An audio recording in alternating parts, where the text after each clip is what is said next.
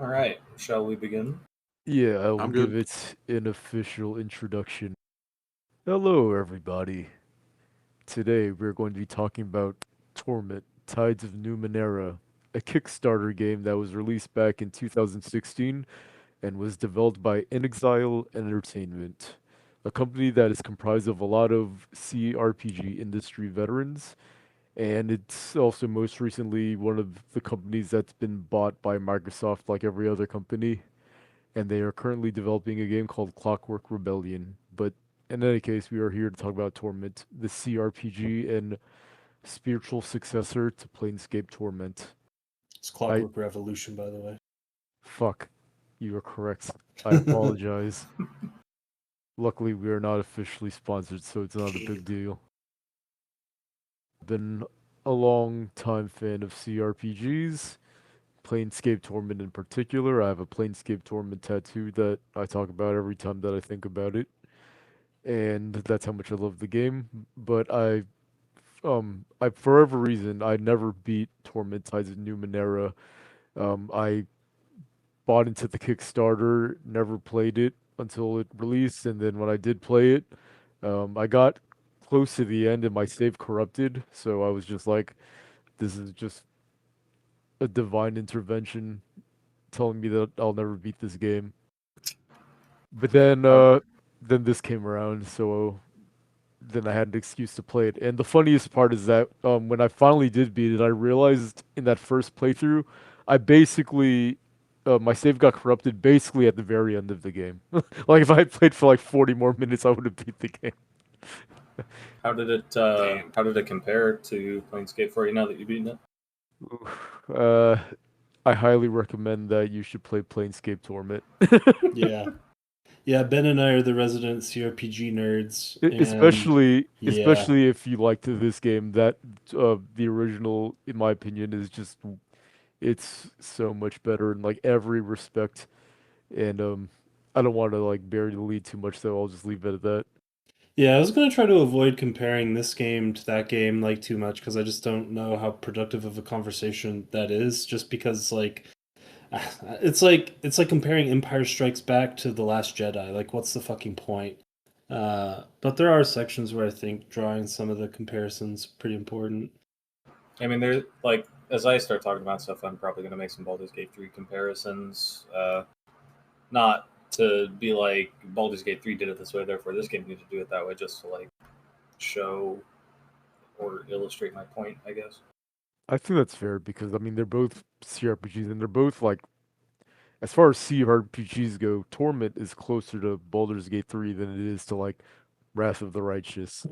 You know what I mean? Yeah, yeah, for sure. Well, is there anything you want to start us off specifically with gameplay? Let's see. I guess we could just start off because I didn't make it a question and it is under gameplay. We could just start off with like, uh, hmm. I guess just to have something to start off with, let's just start with combat. How did you guys feel about it? The fact that it's turn-based, would you have preferred it to be real time with pause? As people that are super fans of the genre, some of them would have preferred. My opinion is that I always prefer turn-based, but I am open to like whatever's best for any particular game.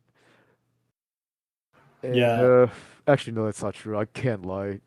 That's not true. Turn-based is just always better. But I will play like I will replay like the original Baldur's Gate, even though it's real time with pause. But really, those games that I tolerate were grandfathered in.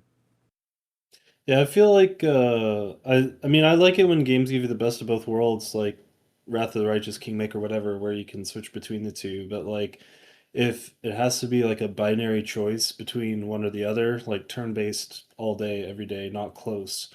Now it's weird because I do think that the actual maybe one and only exception that exists is the old AD&D games, like the old Infinity Engine games, just because those games have such like a core like time-based component to them.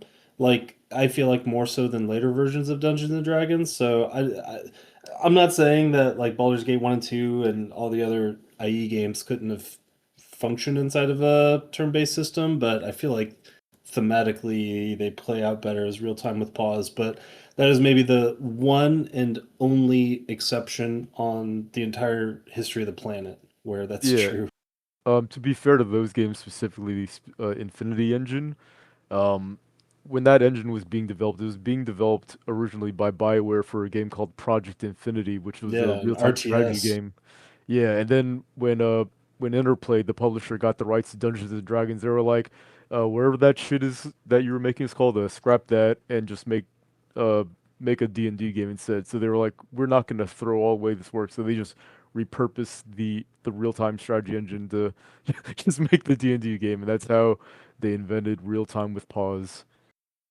Yeah, I think this game being turn-based is a very strong point in its favor, though. Personally, I don't even know how you Yeah, would have made this game real time with pause. yeah, Yeah, and it's very much like Baldur's Gate 3, where it just would not work if it wasn't turn-based. yeah, because there's too many like non-combat interactions that you can do within combat to the point where they actually go out of the way to not call them combats, they call them crises.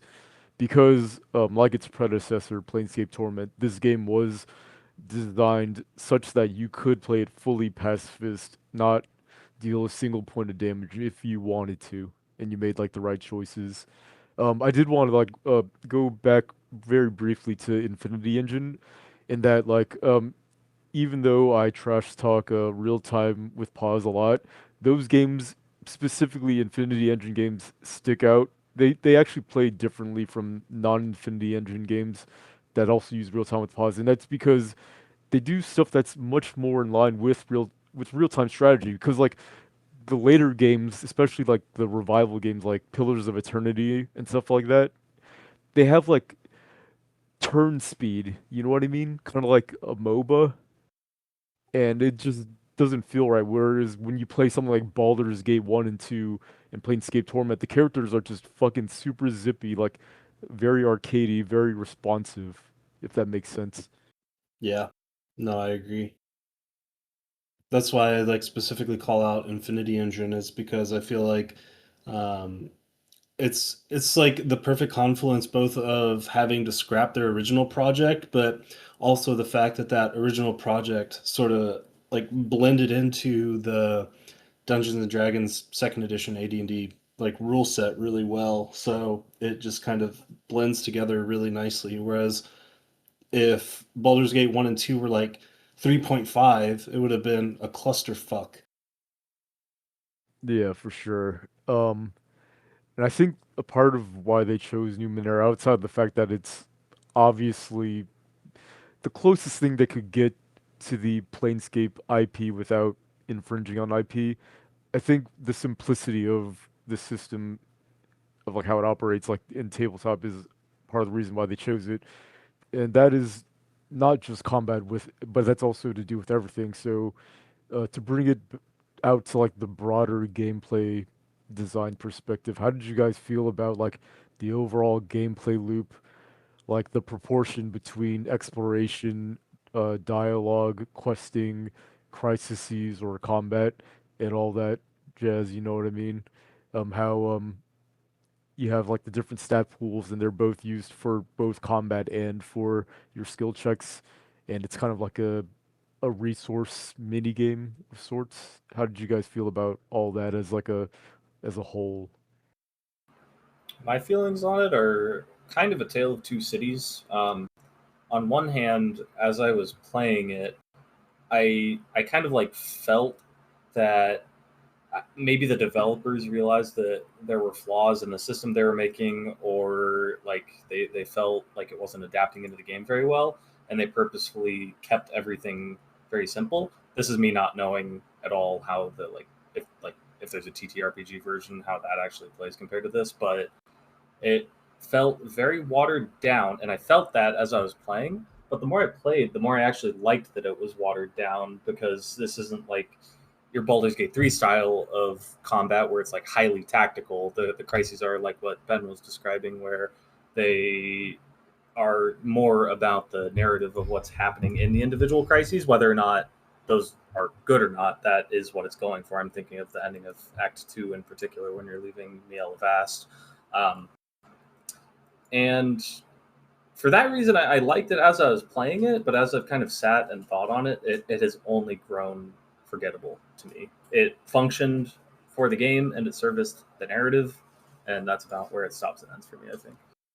Yeah, so really quick, Numenera is actually the name of the TTRPG. Like that's actually what it's called. I forget the name of the guy who developed it. He's in the Monty Cook. Yeah, Monty Cook. And I'm not intimately familiar with the rule set. The only like major difference I know between the tabletop rules and the game rules is that in tabletop, when you go down to like one int, one might, one whatever agility or whatever it is, you die, unlike in the game. But that's the only big difference I Jesus. know of. What'd you think, Jordan? I thought kind of all the stat points were like kind of a waste of time because of how easy it was to refill everything, and you never really needed to use a lot. And I was never really like stressed on resources, so it felt kind of more like an illusion of resource management than actually having to manage resources. Yeah, the only point where I didn't feel that was like the start of the game where I didn't know where inns and whatnot were, that they would be Yeah, readily available. And like like the there were a very, couple very beginning. Yeah, times, yeah.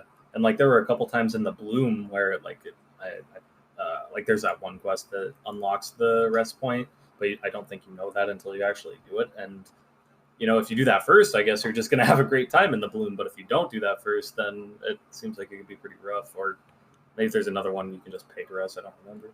yeah. I did Yeah. that first, like unintentionally, and it was just like trivial because I would just go do something, spend stat points, go back and rest. Go do something, spend stat points, go back and rest. So I didn't even Yeah. need to use the consumables, and the consumables were abundant as well.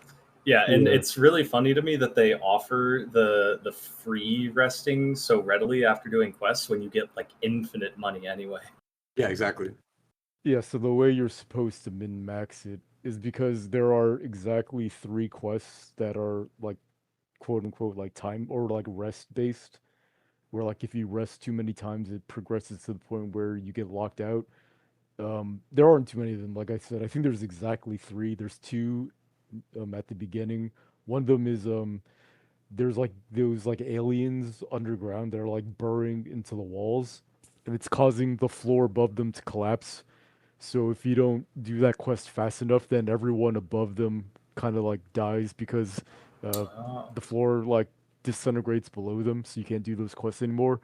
And then when you get into the bloom, there's like a conflict between like that guy in his house that's like doing experiments and the cultists.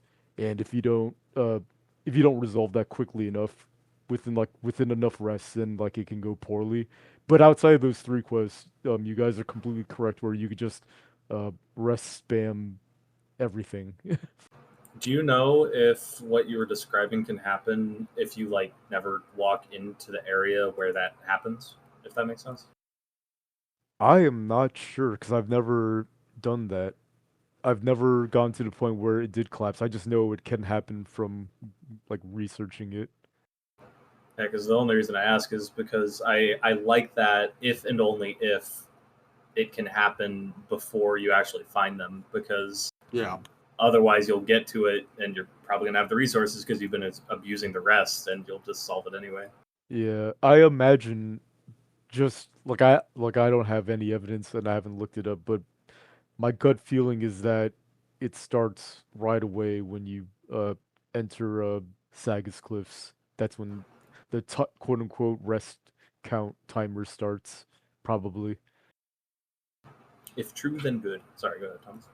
Yeah, no, I was just gonna say that I actually agree with what you guys have been saying, and that like resting feels too like the resource management side of this game was way too trivial outside of like maybe the first, I don't know, 2 rests of the entire game. Because and that's mostly just because they were expensive. And as you guys were talking about that, I was going to bring up the same thing that Ben was, which was that there are like a couple of quests that do have some kind of um, like backwards pressure, like they're standing behind you saying, like if you rest too many times, you're not gonna be able to do this.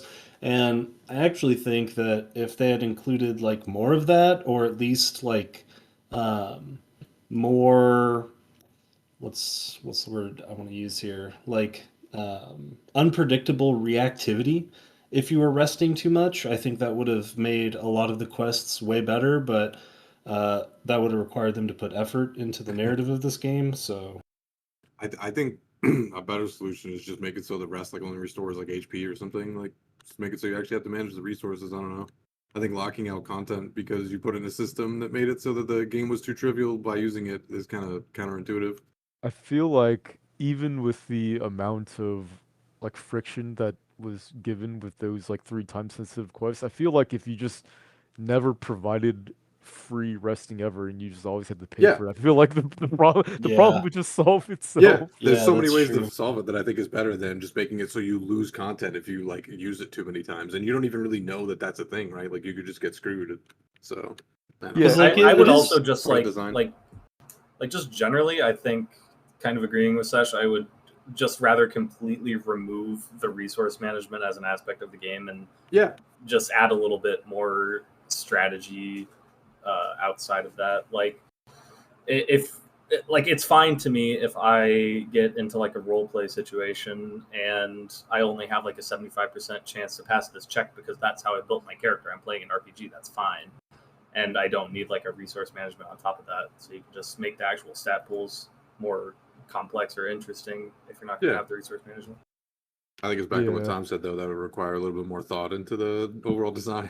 Yeah, also the things that you were describing, I believe, are like core to the Numenera tabletop Sure. system. So I think for Yeah. like they kind of have their hands tied for that. I think obviously in like an ideal world, I bet that they wish they could have just used D&D and Planescape. Yeah, But you know, 100%. they're just playing with the hand that they were dealt. Who I dealt mean, them there's that also hand? I'm gonna try not to make too many Baldur's Gate 3 comparisons, but Baldur's Gate 3 also did the thing where like you can buy your camp resources with gold, but your ability to buy those is very limited. Like there's a fixed amount in the world that you can get. So like yeah, you can rest a lot if you want to in that game and just use all your resources every single combat, but there is like an actual time limit on that, even if you have a million camp resources. Yeah. Who put the Right. limitation on why they needed to use Numenera? Planescape is a Wizards IP, so they couldn't use that or Dungeons and Dragons, so they had to go to fucking Monty Cook. Wait, but Yep. why can't they just kind of tweak a system? Is that like against the rules? I mean, they did, right? Like I was saying Yeah, they before. did like a minor tweak, like they added Yeah. HP, but I'm willing to bet like as part of like marketing for Numenera as like a brand, they probably have to like in a broadly like fit the rule set. You know what I mean? Yeah. Yeah. I think that sucks, but I get it. Yeah, I mean, like if they're gonna go to this guy and they're gonna talk to Mr. Monty Cook and be like, "Hey, we want to use your rule set for our game," and he says, "All right, awesome. Like give me X amount of dollars." And 6 months later, they come back. They're like, "Oh yeah, we totally like gutted this rule set. We changed everything, but we're gonna keep the name on it." He'd be like, "What the fuck?"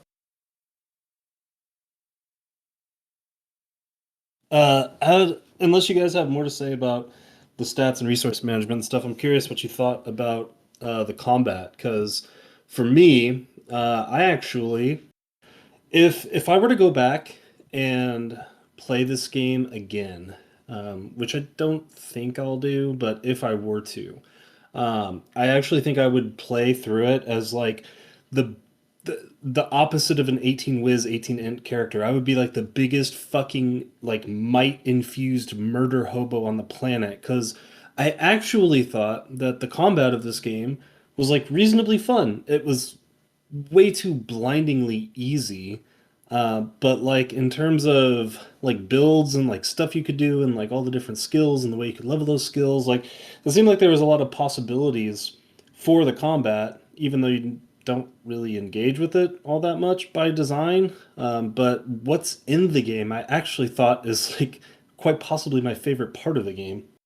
I mean, I'll say like I did enjoy the combat, so I really only have one, maybe not even a real criticism, but the feeling I got as I was playing and as I thought about it is I feel like, and I don't know how much of this is from the TTRPG versus not, but I got the feeling that whoever designed the combat in this game just really, really, really liked casting Fireball in D&D and made every single spell in the game Fireball for that reason. That's fair. I also like casting Fireball.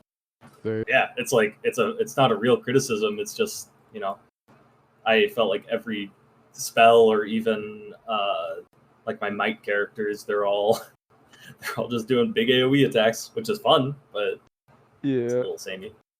So when it comes to the combat, this is the reason why like I'm not like really a fan of making like a pacifist playthrough, especially in CRPGs, because like generally the way that they're implemented is that it's not really gameplay. All a pacifist playstyle is in CRPGs is it's just a mechanism to skip content.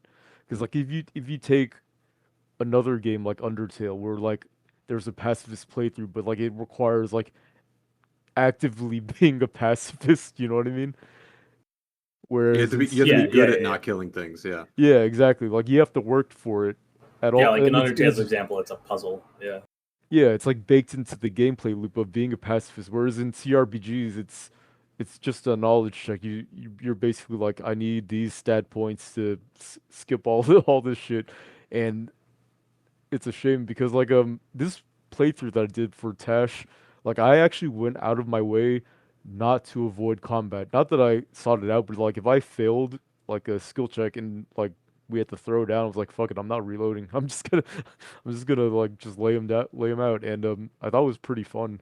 Um, it was very simple, and I feel like there's just like an obvious slam dunk that you can do with any like turn-based RPG system like this that plays like this, and that is just to add like later on like a milestone for leveling up is just to add a second action point. It's like a no-brainer that I don't know if it's not in the game, but I never saw it. And it's not like you can't do multiple attacks in a turn. It's just that they, instead of adding an extra action point, they went through all these weird convoluted means. Like they added certain abilities that count as movements, but they dealt damage. Yeah. And then, so that was like one way where you can get your extra attack, a very convoluted way.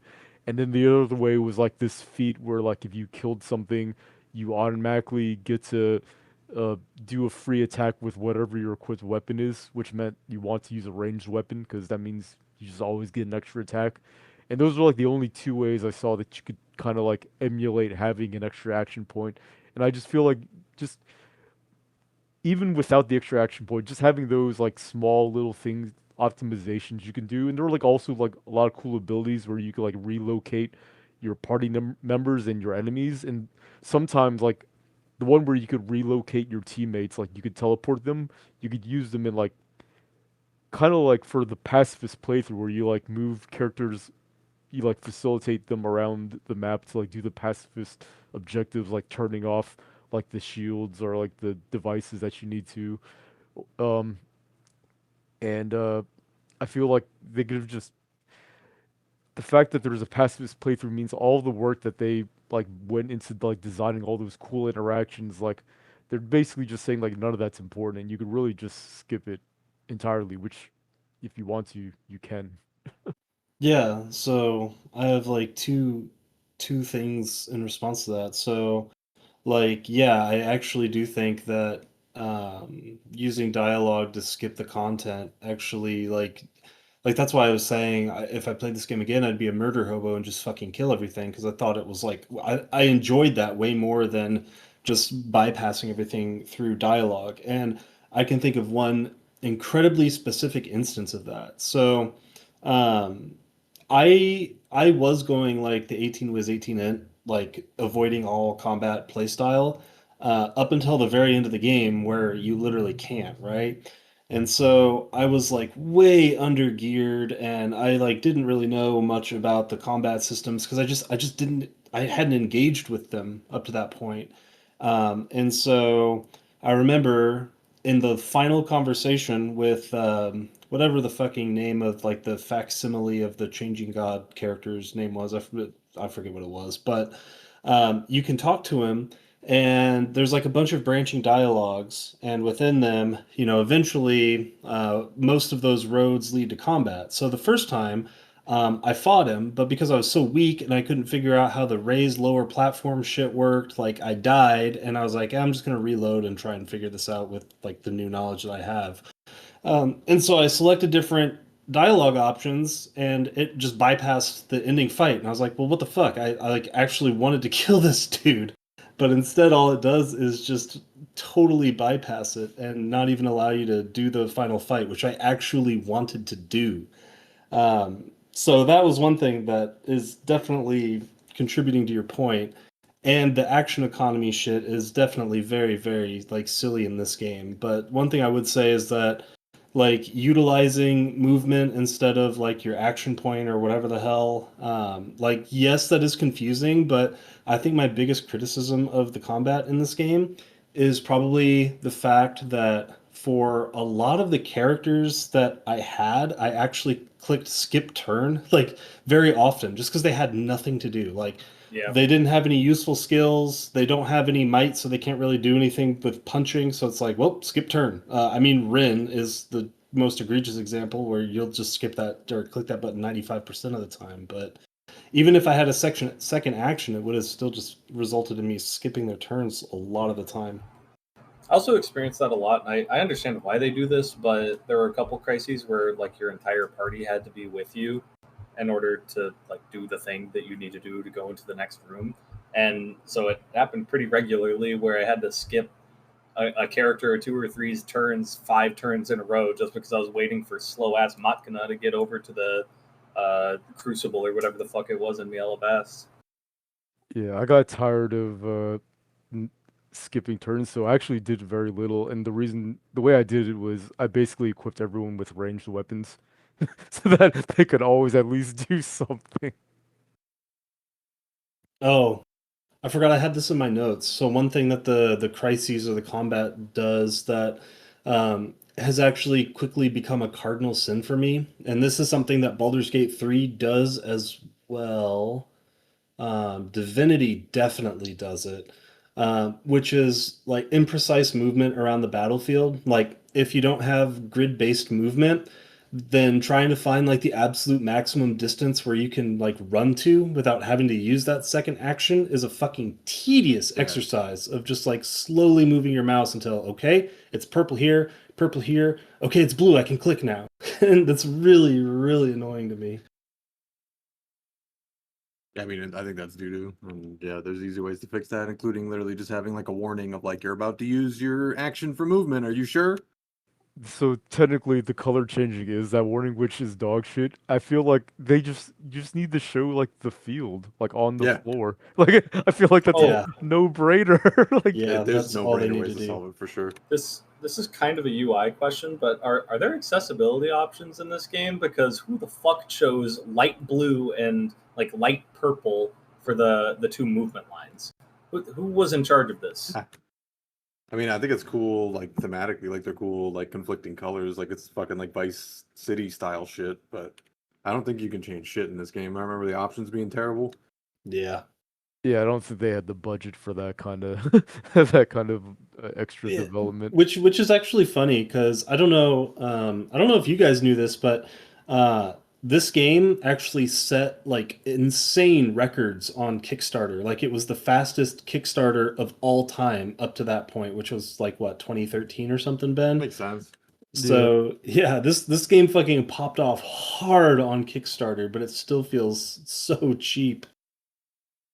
yeah, it's some. I mean, I wrote it under like the art, audio, and UI section, but I only wrote one sentence, and it just says something about the UI just feels cheaply made.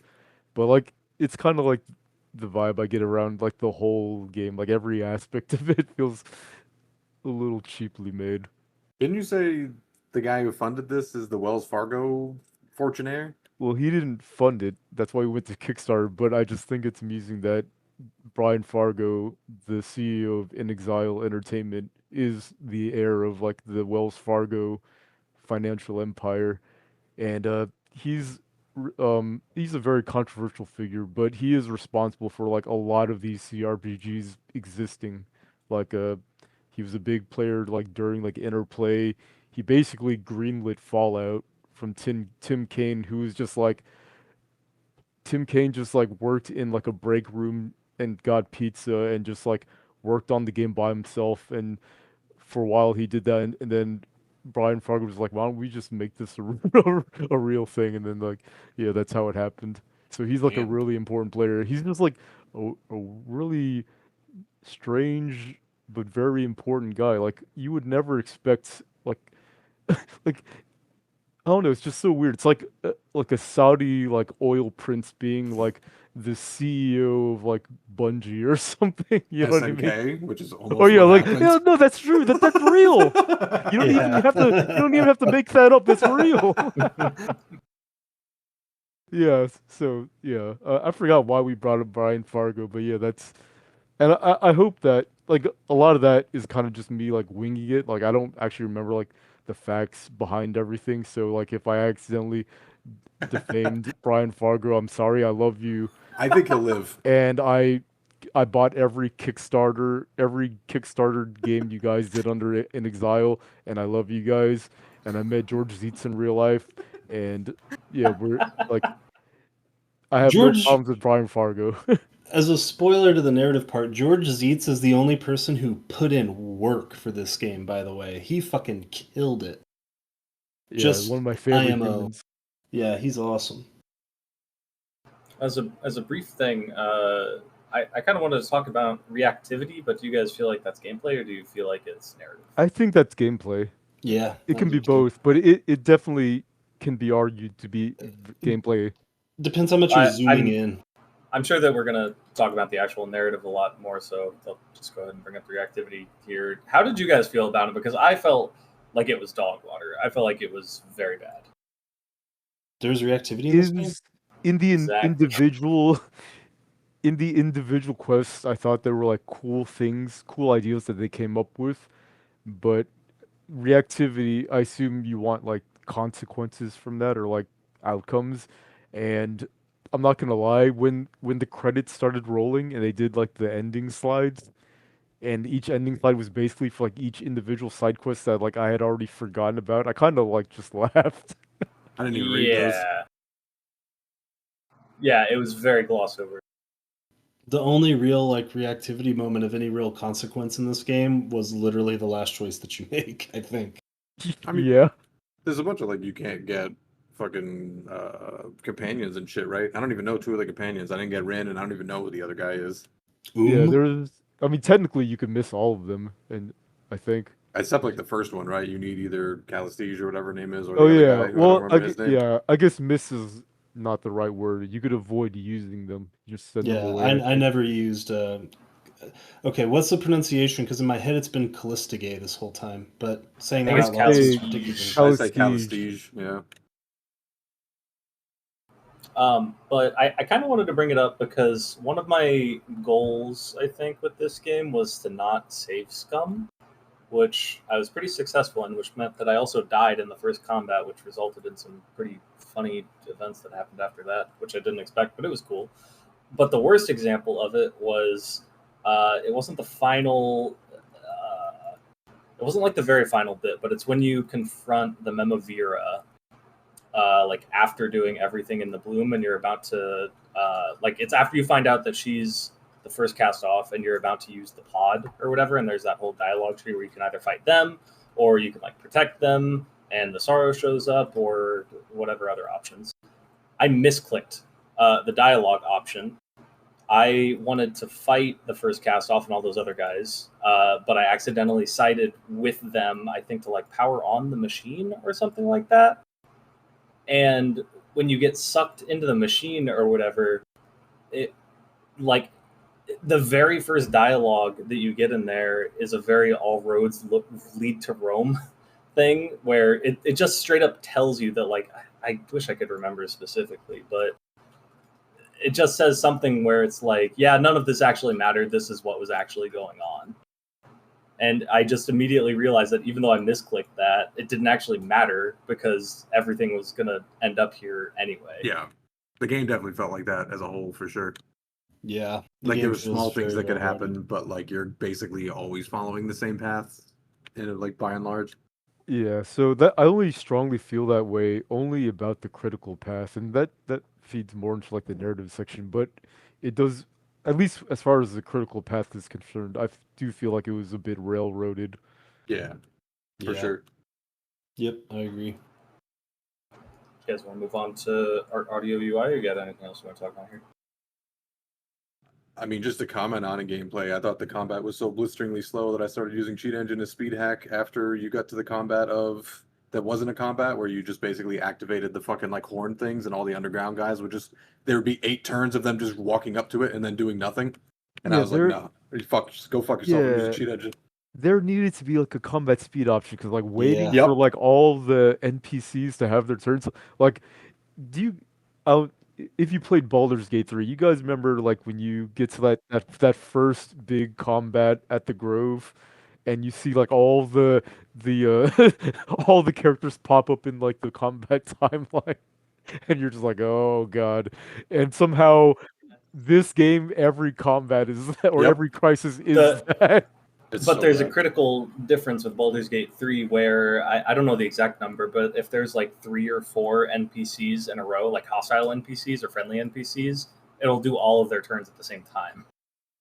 Yeah, like the simultaneous turns. I just don't think they Yeah. had the technical development prowess to like code something like that, and that's why it wasn't in the game. You could just speed it up, like use a like literally just make shit Yeah, faster because they're exactly. so That slow. yeah, that's why I mentioned the speed up because like if I was a developer, I wouldn't want to code that system either. It sounds complicated. So Yeah. just put in the fucking fast forward button and call it a day. It's good Yeah. enough. Yeah, that's a good shot though, Jordan. I totally like because I didn't do enough of the combat, I like totally forgot about that. But like that one um at towards the end of the game where you've got to like go into the heart of the bloom or whatever and all the shit keeps respawning. Oh Yep. my god, it was every turn took so fucking long. Oh yeah, I played all the combats on 3x because I was like, this is non-negotiable. They're just wasting my fucking time for no reason.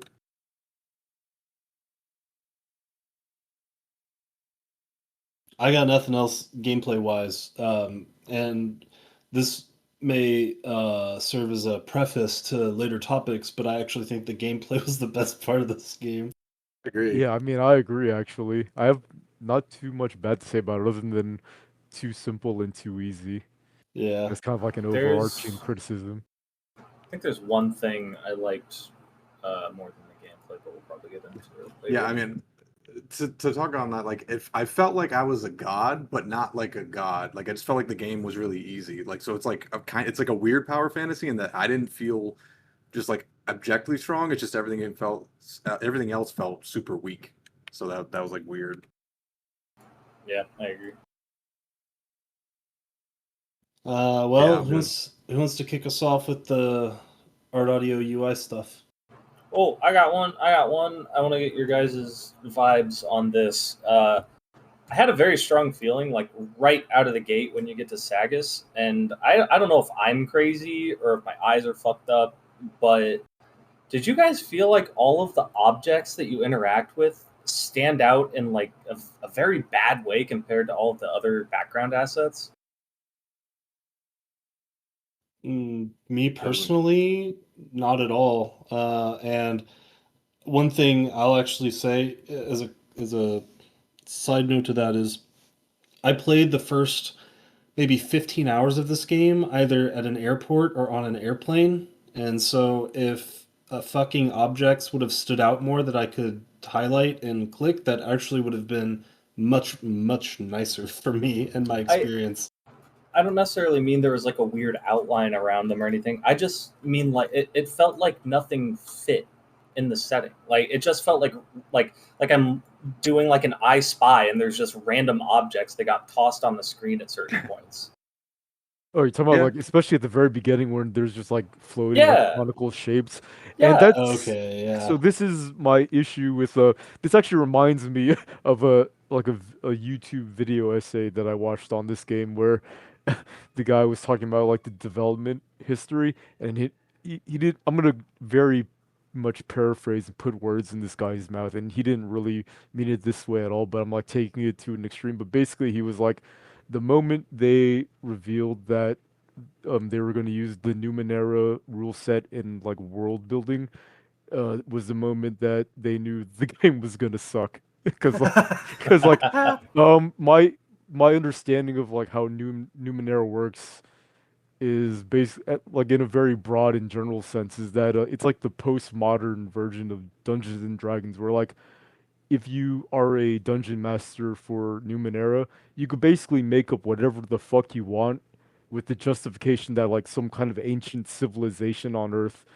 had the whatever MacGuffin you need, Yeah. they made it. Because like the way Numenera works in its world building is that you are on planet Earth, but it's so far in the future that like the surface of the planet is covered with the detritus of every like subsequent civilization that rose and fell, so that like there's just like an infinite number of like things you can make up if you're a creative DM, and you just say like, oh, that fucking fart sense civilization made this device, and that's why we can make the story go this way. And because it's all made up postmodern bullshit, it's hard. It's really hard to like get attached to anything, especially at the very beginning when it's in media res, and they like. I understand what they're going for because you have amnesia, so technically you're learning everything along with the main character, but like, holy fuck, like That when it also never stops. yeah, yeah, like when Calistege at the beginning is arguing with the dude whose name I can't even remember because I kicked him out of my party. Yep. They're like Allegorn. going on and on and on with all their vocabulary, and I'm just like, I understand that like I have amnesia, so I'm learning everything for the first time, but this still is like off-putting. Yeah, something that I don't know if Jordan has read this book, but Thomas, the feeling I got was like I was reading Dune, but it wasn't good. Yeah, very true. Let's not get off on too much of a tangent about like world building and narrative because I have a lot to say about that. But that is still yeah. relevant to what I was getting at, where it's like, okay, now I'm in the courtyard and there's a giant trans-dimensional clock for some reason. Okay. So it's funny. Yeah, go ahead, Jordan. I was just gonna say, I think the environmental design of this game was like fucking terrible. Like the only part where it like wasn't terrible was like the very, very, very, very beginning, where like it's kind of like the cool, I don't know, like the cubes that form paths and stuff, which isn't like a novel idea, but it's still like cool to see. But like after that, I think all the environments just suck in general. To kind of just add on to what Seth said. Man, that's crazy. I actually feel the complete opposite of you guys. I think in like everything that's been said in the last 5 minutes, because I actually really liked when you first get in the game and you wake up in the resonance chamber and there's all this like broken machinery bullshit around, and then you are forced into a very tedious conversation with two dipshits you don't care about. But then you walk outside and you're like in the midst of this like strange alien looking reef thing, and then you progress through there and you step foot into like this weird looking like almost Renaissance era town, and there's this giant alien like butting its head up against its cage, and I don't know, I thought all that shit was actually really fucking sweet. Like I really liked the entire like actual visual presentation of Sagas Cliffs and the Bloom. The middle part fucking sucked, but Sagas Cliffs and the Bloom, aka what George Zeitz contributed to this game, I thought were fucking awesome. I will say the Bloom, I also did not feel how I'm misspeaking. I did not feel the same way about the Bloom with my earlier critique. The Bloom is good. I will sweep for Sagas Cliffs only because I love anything to do with Kowloon Walled City. That's what it was inspired by. So even if the execution was off, when you look at the like the concept art for the game and you see like Sagas Cliffs from like a cinematic angle, it looks cool as shit. Yeah, it's literally what we based Little Haven on for Project Disco. Yeah, was yeah, Sagas to the Cliffs. point where it was kind of like almost like plagiarism, but yeah. I guess like if I were to draw a comparison, and this is going to sound a lot worse than I mean it, but it felt a lot like the Star Wars Episode 4 remake, not the original, the remake where they added all of the CGI.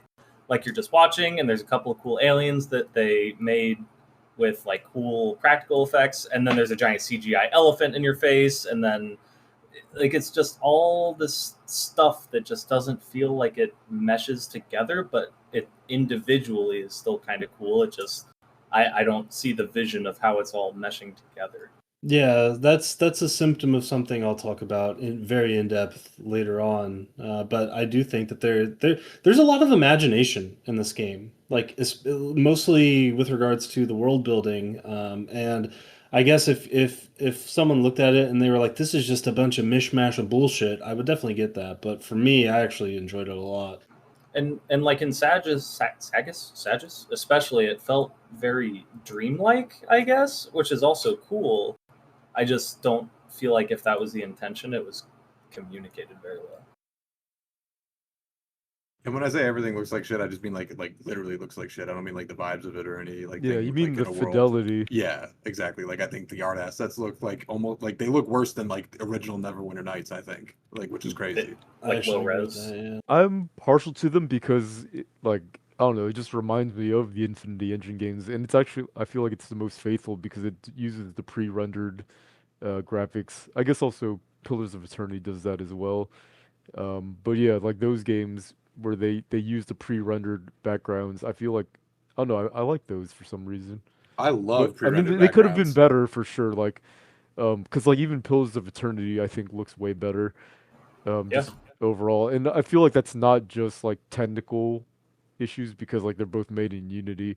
It is an art direction Yeah. thing as well, I think, and a big Yeah. part to do with it is because I feel like Numenera is just so free form and like here's the thing: how many of you guys even knew what Numenera was before you Oh, played this game? I had no idea. I I thought it knew was what just the they told me subtitle in of this game. game. Yeah, before this game, I had no idea what the fuck it was. Yeah, there's a reason why everyone knows about Dungeons and Dragons and does not know about Numenera. Let's just say that. And people know about Pathfinder, but they don't know about Numenera. I think there's a There's reason gonna be for that. like one random boomer that listens to this podcast and gets really fucking mad, but it's only gonna be the one guy. Good. I Fuck don't 'em. give a fuck about CRPG boomers, dude. They are the worst fucking people. The All right. worst goddamn people. I think Seth is talking about tabletop boomers, right? You're talking about like the one like Monty Cook Yeah, fanboy. yeah. I meant Yeah, like, okay. like someone that plays Numenera TTRPG. Yeah. Yeah, that person's probably even more insufferable than the CRPG boomer. There's a lot of bitterness when no one likes your particular tabletop. So here's one thing that this game was really, really, really, really missing. That at first I wasn't going to knock it for because I was like, this game's like old enough that it wasn't a staple of the genre yet. But then I installed Tyranny, and Tyranny has a fuckload of it. And I think that game came out before this one. I think either that or it's very close. But regardless, that is hovering over text to highlight like active time lore, basically. Like with Wrath of the Righteous, when you've got all of these big exposition dumps and they're dumping all of these names of characters and towns, but you can hover over them and it'll give you like a few like paragraphs to give you some background information. This game needed that so fucking bad. And I know that it's got like the codex or whatever, but that's so much more annoying to go into and break up your gameplay loop than it is to just include it in the text boxes like Tyranny did, like Wrath of the Righteous did, like all CRPGs do now. And like I said, I wasn't going to knock it, but the shit existed back then. Well, I can tell you I- why they didn't do it. It's because that shit's hard. Because I actually did it. It was that company that I worked for in Indianapolis, Vision 3. We actually had a feature like that where we needed to generate like a like a box collision on top of specific text. You know what I mean? And I didn't implement it because I'm way too stupid for that shit. Like there was a guy that I worked with that was like a super genius that figured that shit out. It used a lot of math that I didn't understand. But like that's like when something like that is missing, I just think it's because they had developers like me that are like, I don't want to do this. Well, I don't know. If you get outdeveloped by the guys who made Tyranny, then I don't know. Go fuck yourself. I mean, I don't know. That's a pretty hard feature to implement, in my opinion. I willingly admit that I could just be like completely wrong in this opinion, but I feel like every game I've played that has the active, or I guess I'm thinking specifically of Pillars of Eternity. I won't bring like Final Fantasy 16 or anything into it. Especially with Pillars of Eternity, I felt like all of the dialogue and such in that game heavily relied on me reading every single block of text that it decided to highlight. And like, yeah, it's good that it's there, I guess, but this might just be a Pillars of Eternity thing, so I won't get too into it. But like, I don't know. I don't mind if the dialogue, if I'm not saying it's true with this game, but if the dialogue and the prose is written around the fact that they don't have it, I think it's fine. Like, introduce things to your readers and make them understand it. That could be fine. Yeah, no, and I mean I agree with that. But the thing that makes it important for me is when these things come from a pre-established canon. Like Tyranny doesn't come from a pre-established canon, yet it still has those highlightable thingamajigs because they built like a pretty deep world with pretty deep lore. Whereas, same thing for Pillars. Like, it doesn't come from an established canon, but I don't think, but it's got a lot of that shit too. But games like Pathfinder, especially, and like the Warhammer game, like both Owlcat games, like there's just so many names of cities and people and gods and like all this bullshit that like if they don't have a way to quickly define those things, like it's really easy to get lost in the sauce real fucking quick. And so this game needed that coming from an established canon, even though, I mean, I know Numenera is like whoop-de-doo, hand-wavy bullshit, but I don't know. I feel like it would have helped me in a lot of fucking scenarios without having to go Yeah. back and reference the fucking codex. Yeah, for sure. Because like even if like a lot of this stuff was made up just for this game, like they still did the work of like making the factions, and you could like they definitely wrote all that stuff out somewhere, and like the blurbs could have been there if even if not as like inline citations like as you would like. Oh no, maybe it does have to go that far because the codex is in there, and that thing I didn't open Yeah. even one time. Like Same. literally, even one time, I don't even know what the codex looks like. Same. I read the whole thing more than once. Because, I mean, I don't know. Maybe it's just me. I really like that, like, extraneous world building shit. Like, it helps pull me into it. So, like, I read the entire codex for this game, but I wish I didn't have to. I wish it was just included in the fucking boxes. Yeah, for I sure. I won't engage with any of that stuff unless I think that you make something that's really interesting enough to want to engage with it. Well, to me, that's part of what makes it interesting. Now, was this game interesting? Fuck no. But Yeah. Yeah. I have multiple other things with the UI that I would like to talk about. Go Sure. for it. So I had to alter game files to finish the side quests. That's not good. that's really bad. Yeah, was that the ghostly woman quest? No, did you have to do it with that one? I didn't actually do it, but when I read fixes for a bug I was having, one of the fixes involved editing the files, and that's also why I just didn't do the quest. And I didn't miss out because the first time I played the game, I did the quest successfully. So I actually knew what Oh my happened, so it God. didn't really matter. If it's a bug that happens with other side quests, that's even worse. It's definitely getting a full letter grade down for it. But yeah, that is egregiously bad. Did you guys? I don't know exactly. I couldn't figure out exactly what caused it, but sometimes I would hover over stuff, and the like description box wouldn't go away. It would stay on my screen forever. Yeah, that would happen very often especially if you play on controller, but you accidentally like move the mouse, but then you go back to controller and the shit just stays on the screen. Oh I my thought God. I thought that was a cheat engine thing for me, so I didn't hold it against the game. Nope. I didn't know that was happening for you guys too. Nope. yeah, and that never happened to me. I'm not sure. It happened to me like a lot, to the point of where once one was stuck on the screen, and I was like, "Uh oh!" Like it wasn't going away. It stuck through saves, and I was like, "Uh oh!" Yeah, exactly. If you save scummed, you probably noticed it as well. Like if you save scummed a lot, because that's another place where it could just stick on the screen is in between loading save files. I don't even know what triggered it because I just thought it was cheat engine, so I was just like, "Whatever." This is a me problem because that's like a cheat engine style quirk. My gut feeling is it's just tracking the last point where your mouse cursor was. Yeah, now that I'm thinking about it, it might have been happening when I was alt tabbing or clicking out of the screen or something like that. Well, the only reason I bring up those two in particular is because, especially after some of the stuff Jordan brought up with life lessons, I've realized that I can forgive, I think, a lot of UI issues. Like, I actually had one more that I wrote down here, but I won't get into it just because it's kind of nitpicky, maybe kind of a me thing. But when it's something that's like very clearly and obviously in your face, that's when it loses a lot of points because I don't understand Yeah. how this could have become a finished product, you know? Yeah, I would be really like I didn't bother doing this, but it would be fun to go back and look at like the patch history of this game to see like is this did they just release this game as 1.0 and then they were like, "All right, wipe our hands, we're done. We'll see you guys in Right, the next yeah. one." So, Because that's what it feels like. so I don't know about the patch history. I'm sure that they've made patches, but what I will say is that as someone who played the game on release and played it again with you guys now, I didn't really notice anything different. It just seemed like it was the same thing I played all those years ago. Yeah, same here. I mean, I played this game for like 3 or 4 hours when it first came out and was like, nah. And yeah, it feels the same. Seth, you bringing that up made me realize that did all of us have that bug that Jordan had where the text was scrolling at like a fucking heinously slow Yeah, rate? Yeah, it's frame yeah, rate related, yeah. yeah. It's Yeah.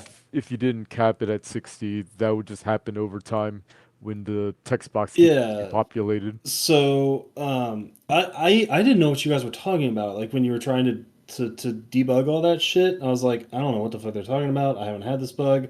But then I managed to get it once. And I was like, oh, this is what they were talking about. But I only ever had it the one time until the very, very, very fucking end of the game. I'm talking like three dialogue, like pressing spacebar 3 times away from seeing the credits. And I just had to sit there for minutes because I was like, I'm not going to restart the fucking game and go through this entire goddamn good. conversation again. I'm just going to wait. And oh my God, did it paint the ending in a negative light. Yeah, I think it was frame rate related, and it was weird too because I think I fixed it by using Cheat Engine and just speeding the game up. Like I think that literally resolved the bug because it never happened to me again, and I didn't do like the lock frame rate thing Ben did because Ben said like, oh, I can't replicate it like in the middle of the game because the dialogues weren't long enough. So I was like, ah, fuck it, I'll just keep playing at 240 FPS, and so yeah, it's some weird frame rate tie thing.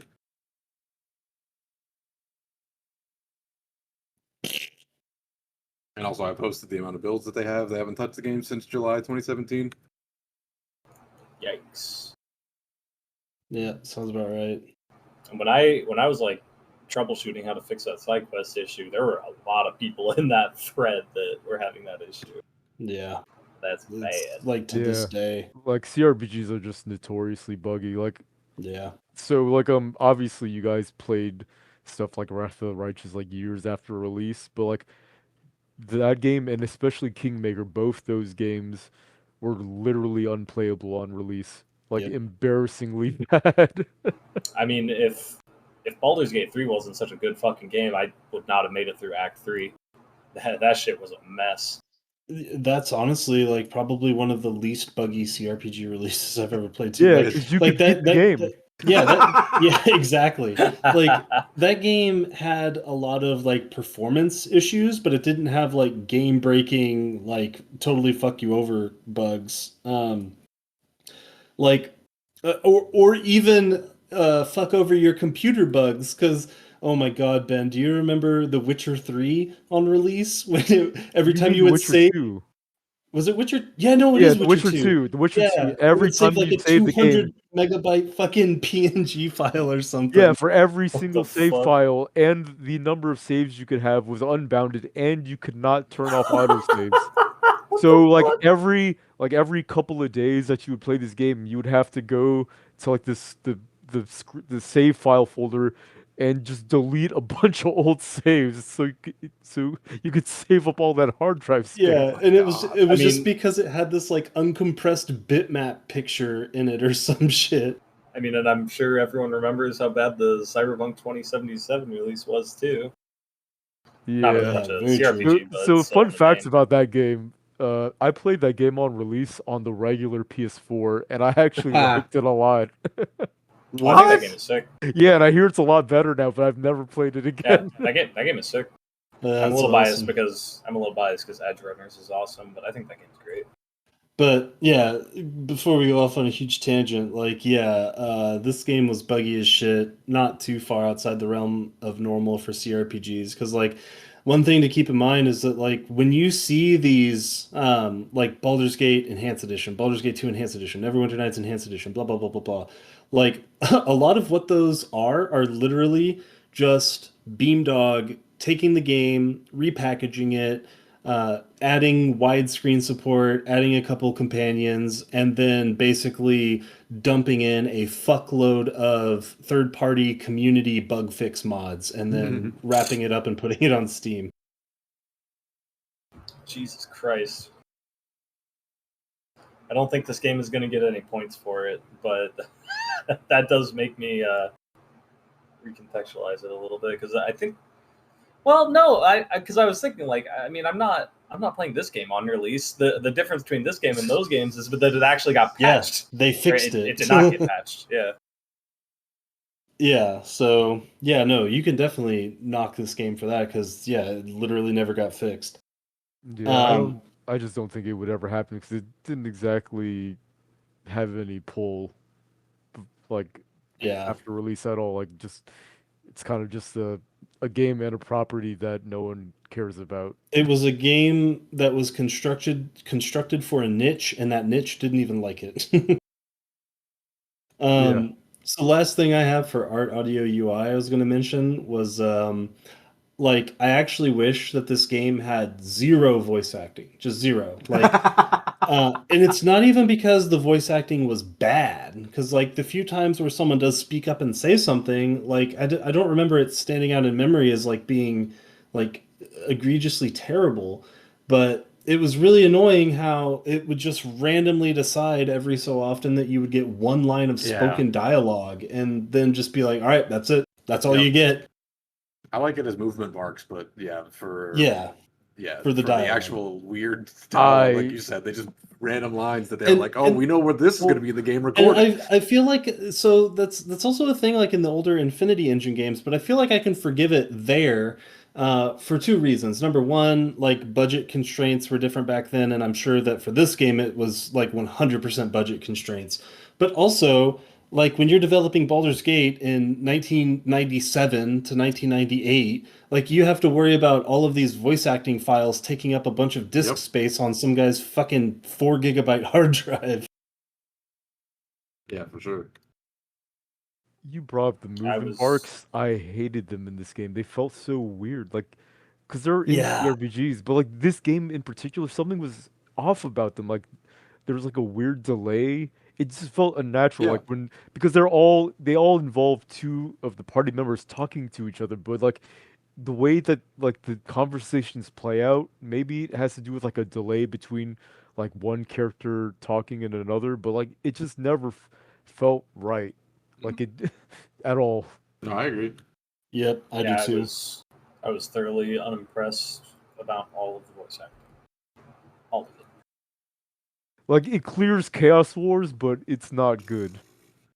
Yeah, it's like a definitive 5 for me. Like nothing truly stands out as bad to me. It's all just like, that is a human with a voice. Yep. I mean, that's the problem, right? Like Chaos Wars is better because it's worse. This game is just nothing, kind of. Yeah, because Chaos Wars is memorable at least. Yeah, exactly. It's like fucking hilarious. This game was just like, which is like the worst thing to be. Yeah, I guess that's true, because like I was trying to say that like I'm not knocking it for its quality, but I'm also saying that without any recollection at all of its quality. It's also like, because this might be something that Thomas and I disagree on in narrative, but I actually felt like the prose of the spoken dialogue typically was pretty good. Like waveforms collapse into a single reality. That's a cool line. Not performed very well though. Yeah. I don't think we'll disagree there, and we'll talk about why that is. Probably right now, if you guys don't have anything else you want to. I just wanted to say the portraits are the worst fucking part of the game in terms of like looks. That shit was so fucking bad. They could have made such. They could have made such fucking cool ones. Like Calistige could have had the coolest fucking portrait of all time. Of all time, and it's just like a zoomed in face, and that's it. Yeah. Yeah, They were so bad. They're all terrible. The Oh, main well, character was so egregious. so yeah, before we get into the next section, which I assume is the biggest one, you just reminded me about the portraits. I think Thomas, you might be the only one that knows about this, but remember, rem- remember when Ren comes back to your party and you see her new portrait for the first time? Yeah, don't even, That shit made me laugh don't so even, hard. don't even, dude. I laughed so hard Dude, when I'm that pissed that I picture didn't get appeared to on do my this. screen. I'm pissed. I don't know what you guys I- are talking about. This sounds awesome. I'm looking up all of the portraits. Well, Oh did you guys, god. if you guys didn't like go deep in like the whole Rin storyline, Oh, we'll get there. we'll get We'll into get it. there. I don't want, yeah, I don't want to talk about it right now because I'm sure it's like I'm actually excited about this next section, which is narrative and themes for the listeners because I actually don't have that much to say about it. I'm more excited about listening what everyone else, specifically Thomas, has to say about it, which I assume there's like a diatribe. So I'm like the popcorn guy. Yeah, I'm gonna get some popcorn and listen to Thomas's 10-minute rant. I'm just trying to find the fucking portrait that you guys were talking about. I never even had Ren, so Yeah, I had it- like nothing. So here's the thing I that's jettisoned funny about Rin it. immediately. Actually, no, I can't talk about it because then it spoils. You know Oh, what? yeah. You bring it up Let's after. just. Yeah. Let's just drop it and just get Yeah. into it. Also, I Uh, don't know about you guys, but music and sound and shit, I can't name anything from this game. Yeah, Nothing me comes was to neither. my mind. was there a song in this game? I have no Like, idea. I thought some of the combat music was pretty cool. I must have like had cloud saved options from like 8 years ago that muted the music. 'Cause I literally don't remember a song. There was definitely music. I couldn't even right now. Nothing. I Zero. don't remember the songs, but I Yep. do know that there was combat music, and I Yep. do remember liking at least that one. I don't remember anything else, to be honest. I don't I remember played most of this anything. game at work, so I didn't actually have it on for this. I truly think it's like extremely forgettable.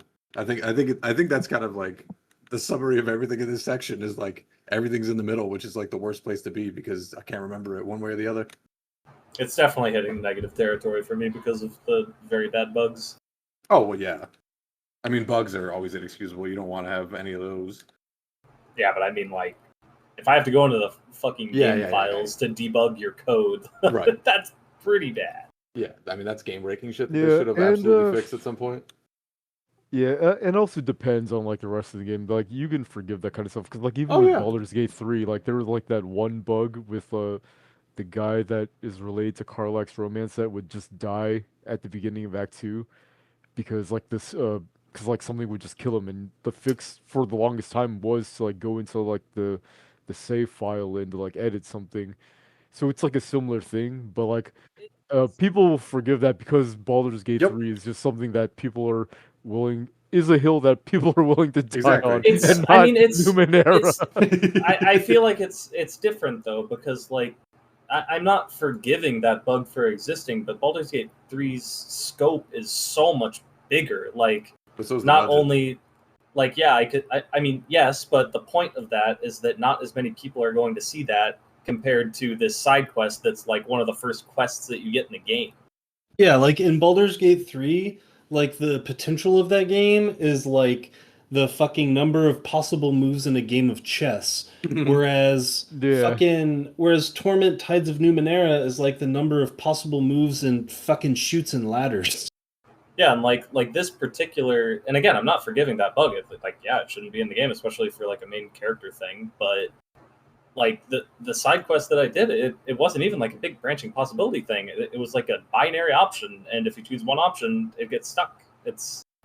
Again, it's a question of how did this become a finished product? Because someone Sure. play tested this game, and someone saw this, and it didn't get fixed. Yeah. I think a lot of that has to do with kind of like the context of its development. Like obviously, I don't know, it was like one of the first like Kickstarter RPGs, so that was kind of like unknown territory at the time.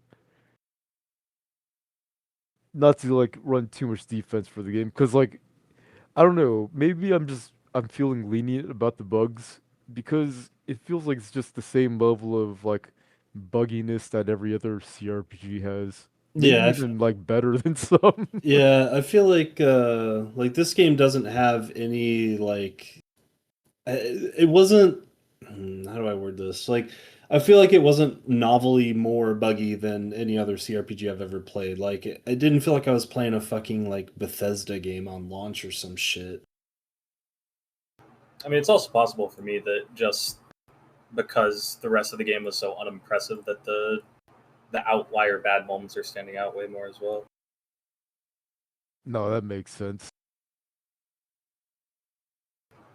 They're All right, I ranting just about chutes pasted. and ladders in the Yeah, text channel. sorry, I was just wasted a ton. The Chutes and Ladders has more permutations than chess. Yeah, how is that possible? Yeah, it's because You you can could go a up and game could down. apparently go infinitely if you get like infinitely unlucky. A game of Chutes and Ladders can theoretically never end.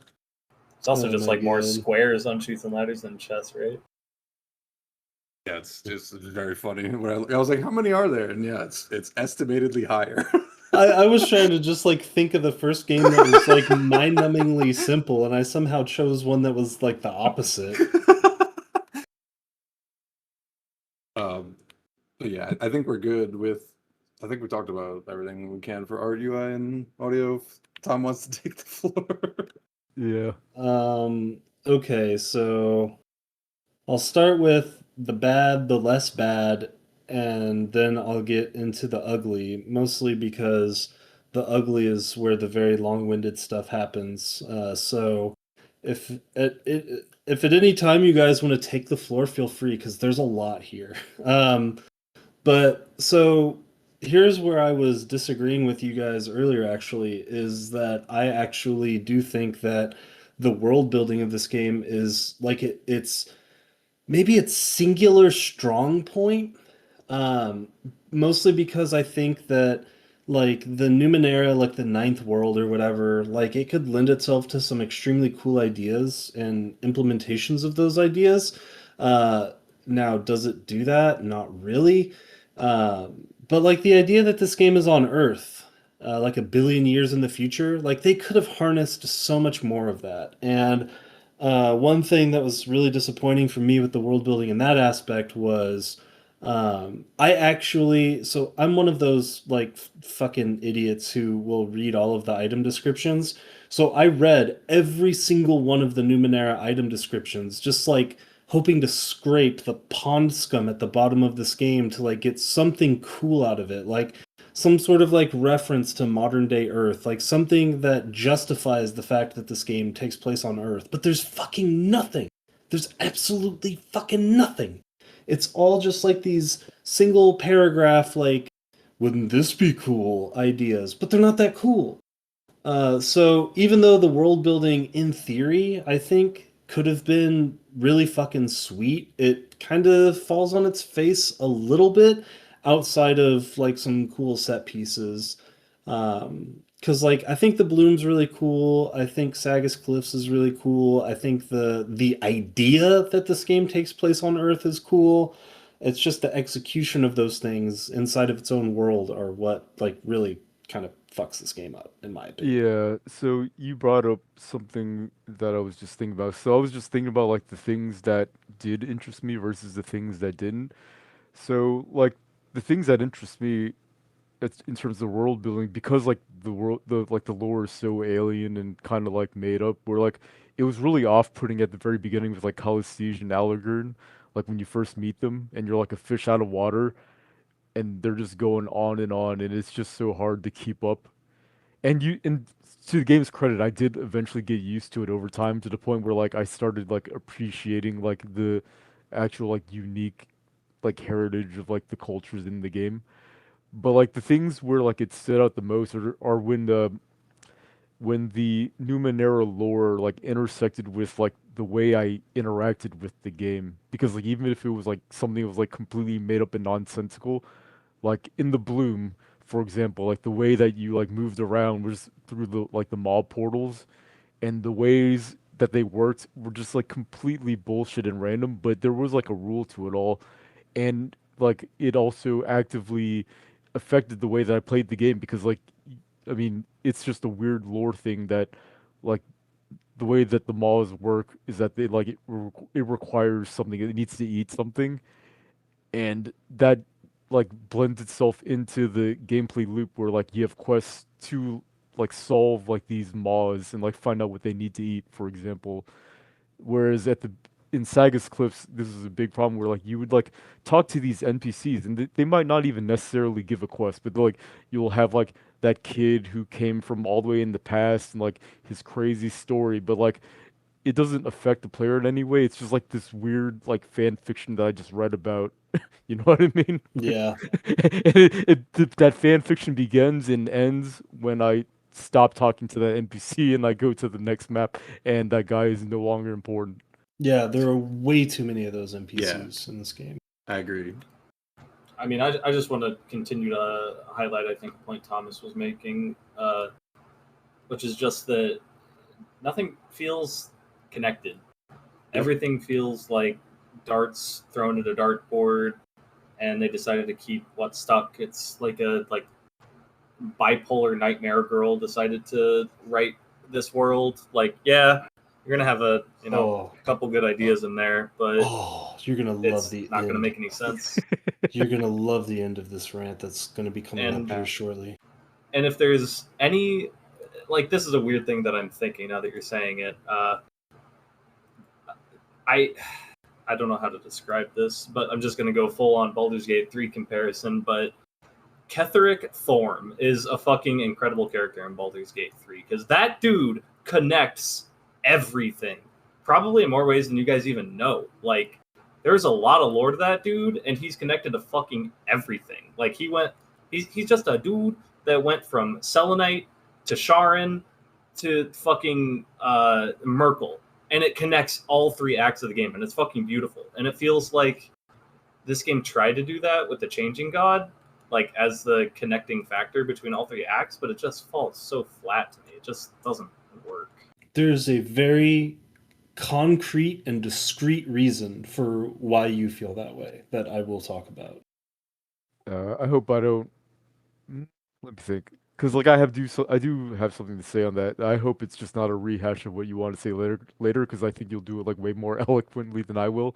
But and also it requires context that Seth and Sesh won't have because they didn't play Planescape Torment. But a lot of like the main narrative, like the critical path, like if you were to like distill it down to like the template of like all the necessary like characters, like the protagonist, the villain, like these factions and why they exist, and you like wrote them all out in a list, like there's they basically took the original Planescape Torment, like everything about the narrative, and they're like, all right, we have a character for this role, we need one in this game too, and that's basically what they did for every single aspect. And every time like a character would get introduced in Torment Tides in Numenera, and they would like say what their name is and like what they do in the world. The moment I found out like what it is that they do in the world, like what their job is or why they're there interacting with you. I'm like, I know why they made this character. It's to be this other character from Planescape Torment. Like, yeah, like it's hilarious. So that's not actually part of my rant at all, but kind of a spoiler for one of your awards. My answer to the worst NPC was there's too many to choose from, so I'm just gonna say whatever that innkeeper was named, who was supposed to represent Fall from Grace, according to Ben. yeah, that's what I was saying. Cause like oh yeah, I remember why we were talking about her, and I mentioned the fact that you didn't remember who she was says everything you need to know Yeah, about her. because she's like, outside of the Nameless One, like the best character in that game. So yeah.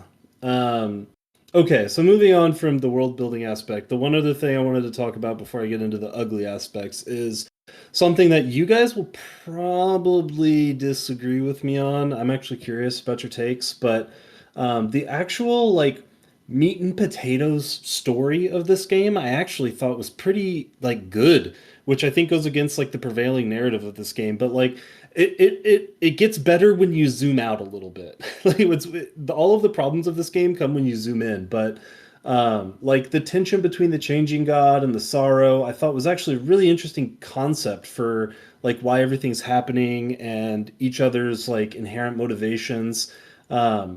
And I know a lot of people like commonly say that the story of this game wasn't good, but I actually disagree there because like by the time that the Sorrow attacks the cast off hideout, I forget it's Mir or whatever the fuck. Neilvis. Yeah. I actually at that point felt like I was pretty invested into the story because I thought it was a total mess prior to that. Like everything in Saga's Cliffs, oh my god, it is fucking flatulence. But everything from Miraves on, as far as like the cast off lore, the changing god, the sorrow, I actually really enjoyed like the basic outline, like the skeleton of that story.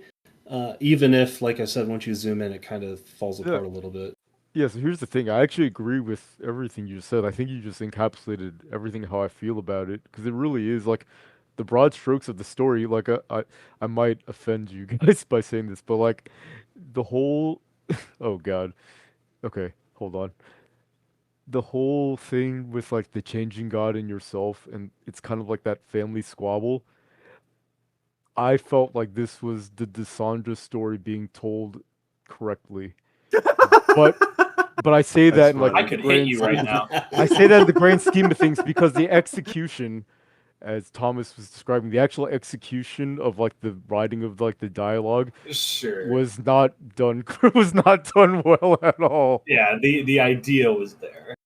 Exactly. Like the this like the like that like the Sandra style of conflict, but you being in the Dysandra family as opposed to being outside of it. That's the part that I thought was cool. You know what I mean? I think I see what you're getting at, and I think that would have really hit home if there was like I don't know, like a lot of the stuff with who the changing god is and what he was trying to do felt tacked on at the end, even though it was good. Like because that stuff was good, I wish more time was spent on it because the idea is there, like you're saying.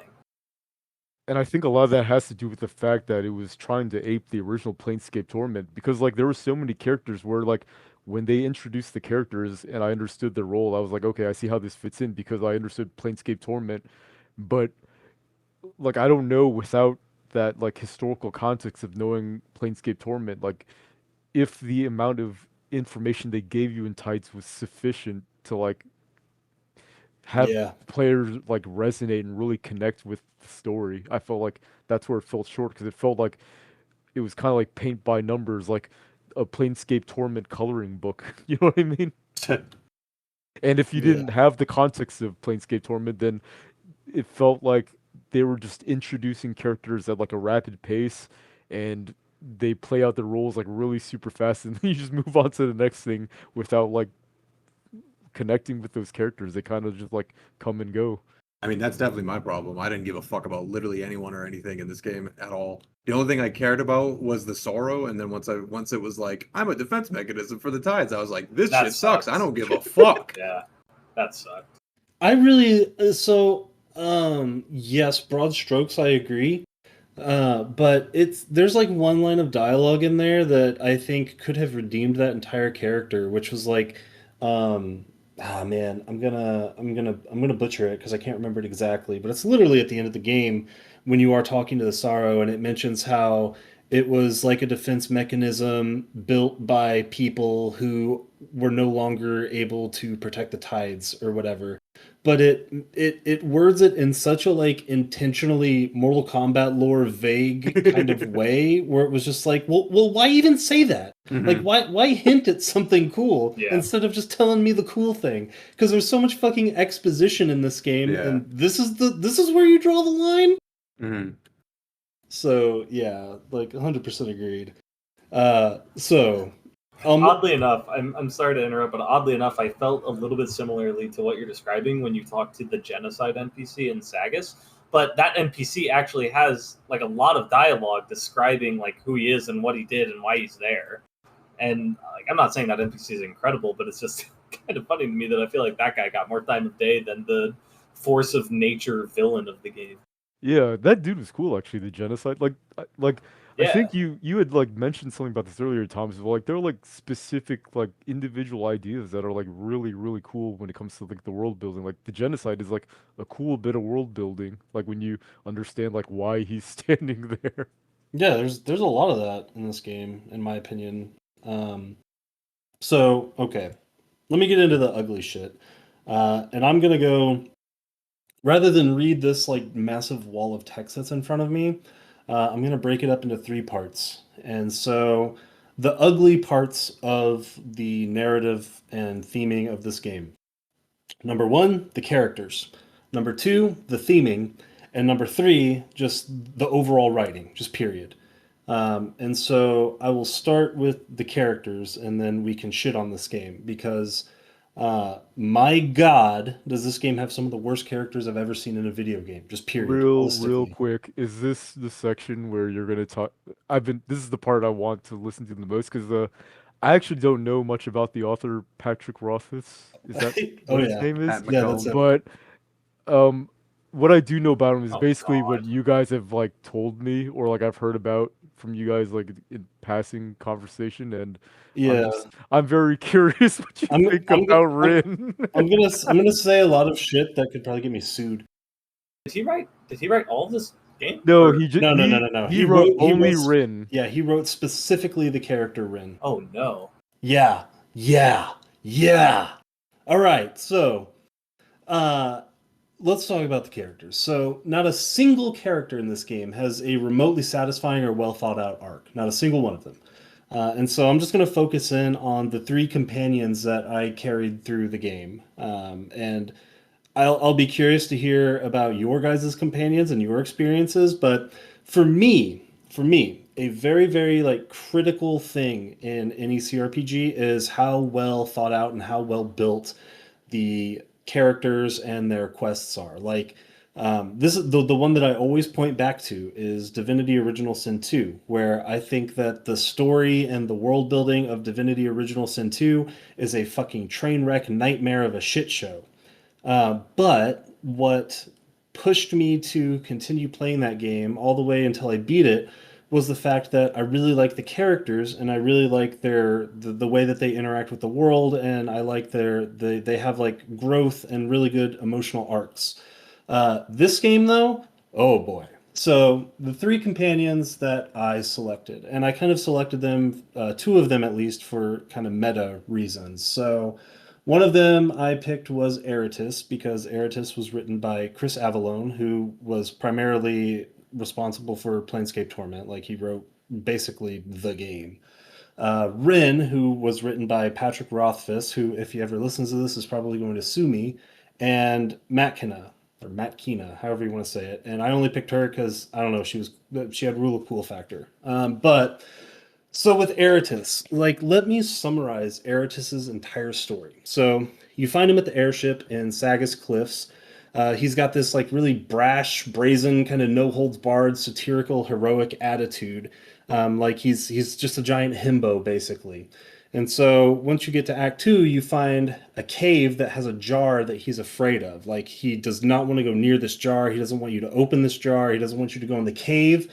And so you learn from that he was kind of a shepherd before this, and he lost his flock, and like basically this jar kind of subsumed his entire soul. And so you find out that that's because that jar contained these nanos, these little nanobots called the Audience, and the Audience are basically just a bunch of like very malicious nanobots who are just observing Eratis and suck out all of his like fear and anxiety because they just want to observe him being a hero. But they are very, again, malicious and like want nothing good for Eratis. And so you learn all of this, and then you go into the labyrinth where you can speak to the real Eratis.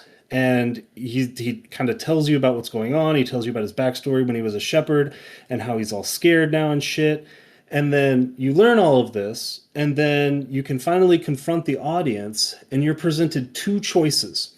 You can either leave the nanobots in there, and they will like help you out with your quest, and but you know Eratis is possessed for all intents and purposes, or you can remove the nanobots and he dies.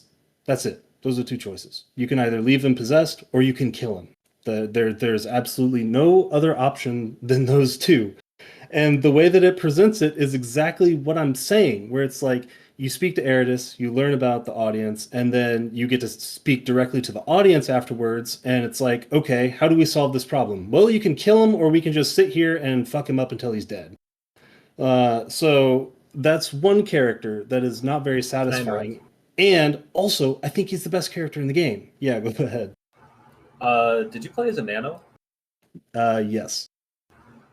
How did you feel in relation to that with the like weird mind reading dialogue that you get from him? I hate it. That's actually one thing that I was mentioning in the chat. I actually forgot to mention this in my notes, but it really drives me crazy when people write and like the way that they want to demonstrate that a character is speaking in like an erratic or weird way is just by writing in a weird and erratic way.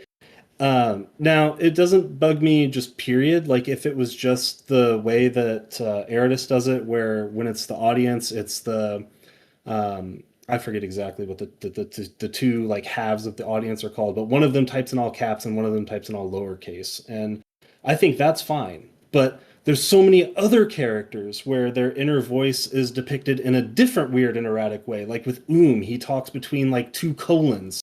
And then there's another character who I can't even fucking remember who types in or who's typed out in a different way, and that shit bothers me when it's not consistent at all. I didn't even put in my party. I didn't either. I just talked to I just him. wanted to ask, since you didn't mention it when you were describing like the A to B of his plot, so I just wanted to see how you felt on it. Yeah, no, like I said, like if it was consistent across all of the characters, I think it would be fine. But the fact that all of them are different is um, a symptom of what I'll talk about in closing here. And then, so Matt Keenan, the second character that I'll brush on here. So she's the closest to having a good character arc, but it just ends up being so fucking boring. So she's an elderly castoff who's mad that she got lied to and manipulated, and some of the other castoffs ended up murdering her village in order to serve the changing god and the whatever whims he had at the time. And so she ended up getting her memories wiped after that because she was trying to rebel against the changing god. And then after that, she just lives in exile as an assassin. And then you find her and you go through the whole mirror sphere thing, and you can like restore her memories or like even change reality. But then after that, at least insofar as like how she interacted with me and my story, she does nothing.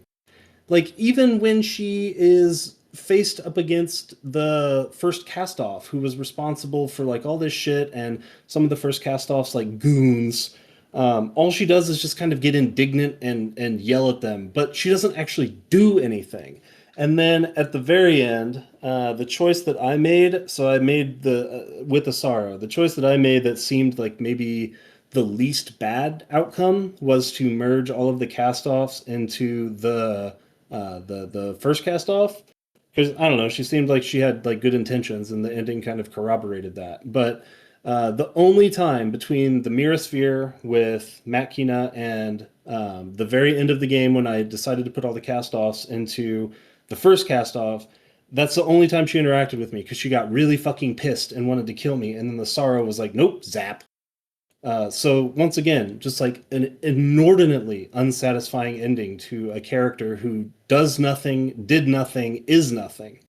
Oh, so you brought up Makina, real quick. You brought up the fact that like she was kind of like the tutorial for like how you do mirrors, and you use that to like quote unquote change the past, right? And it was part of her character development.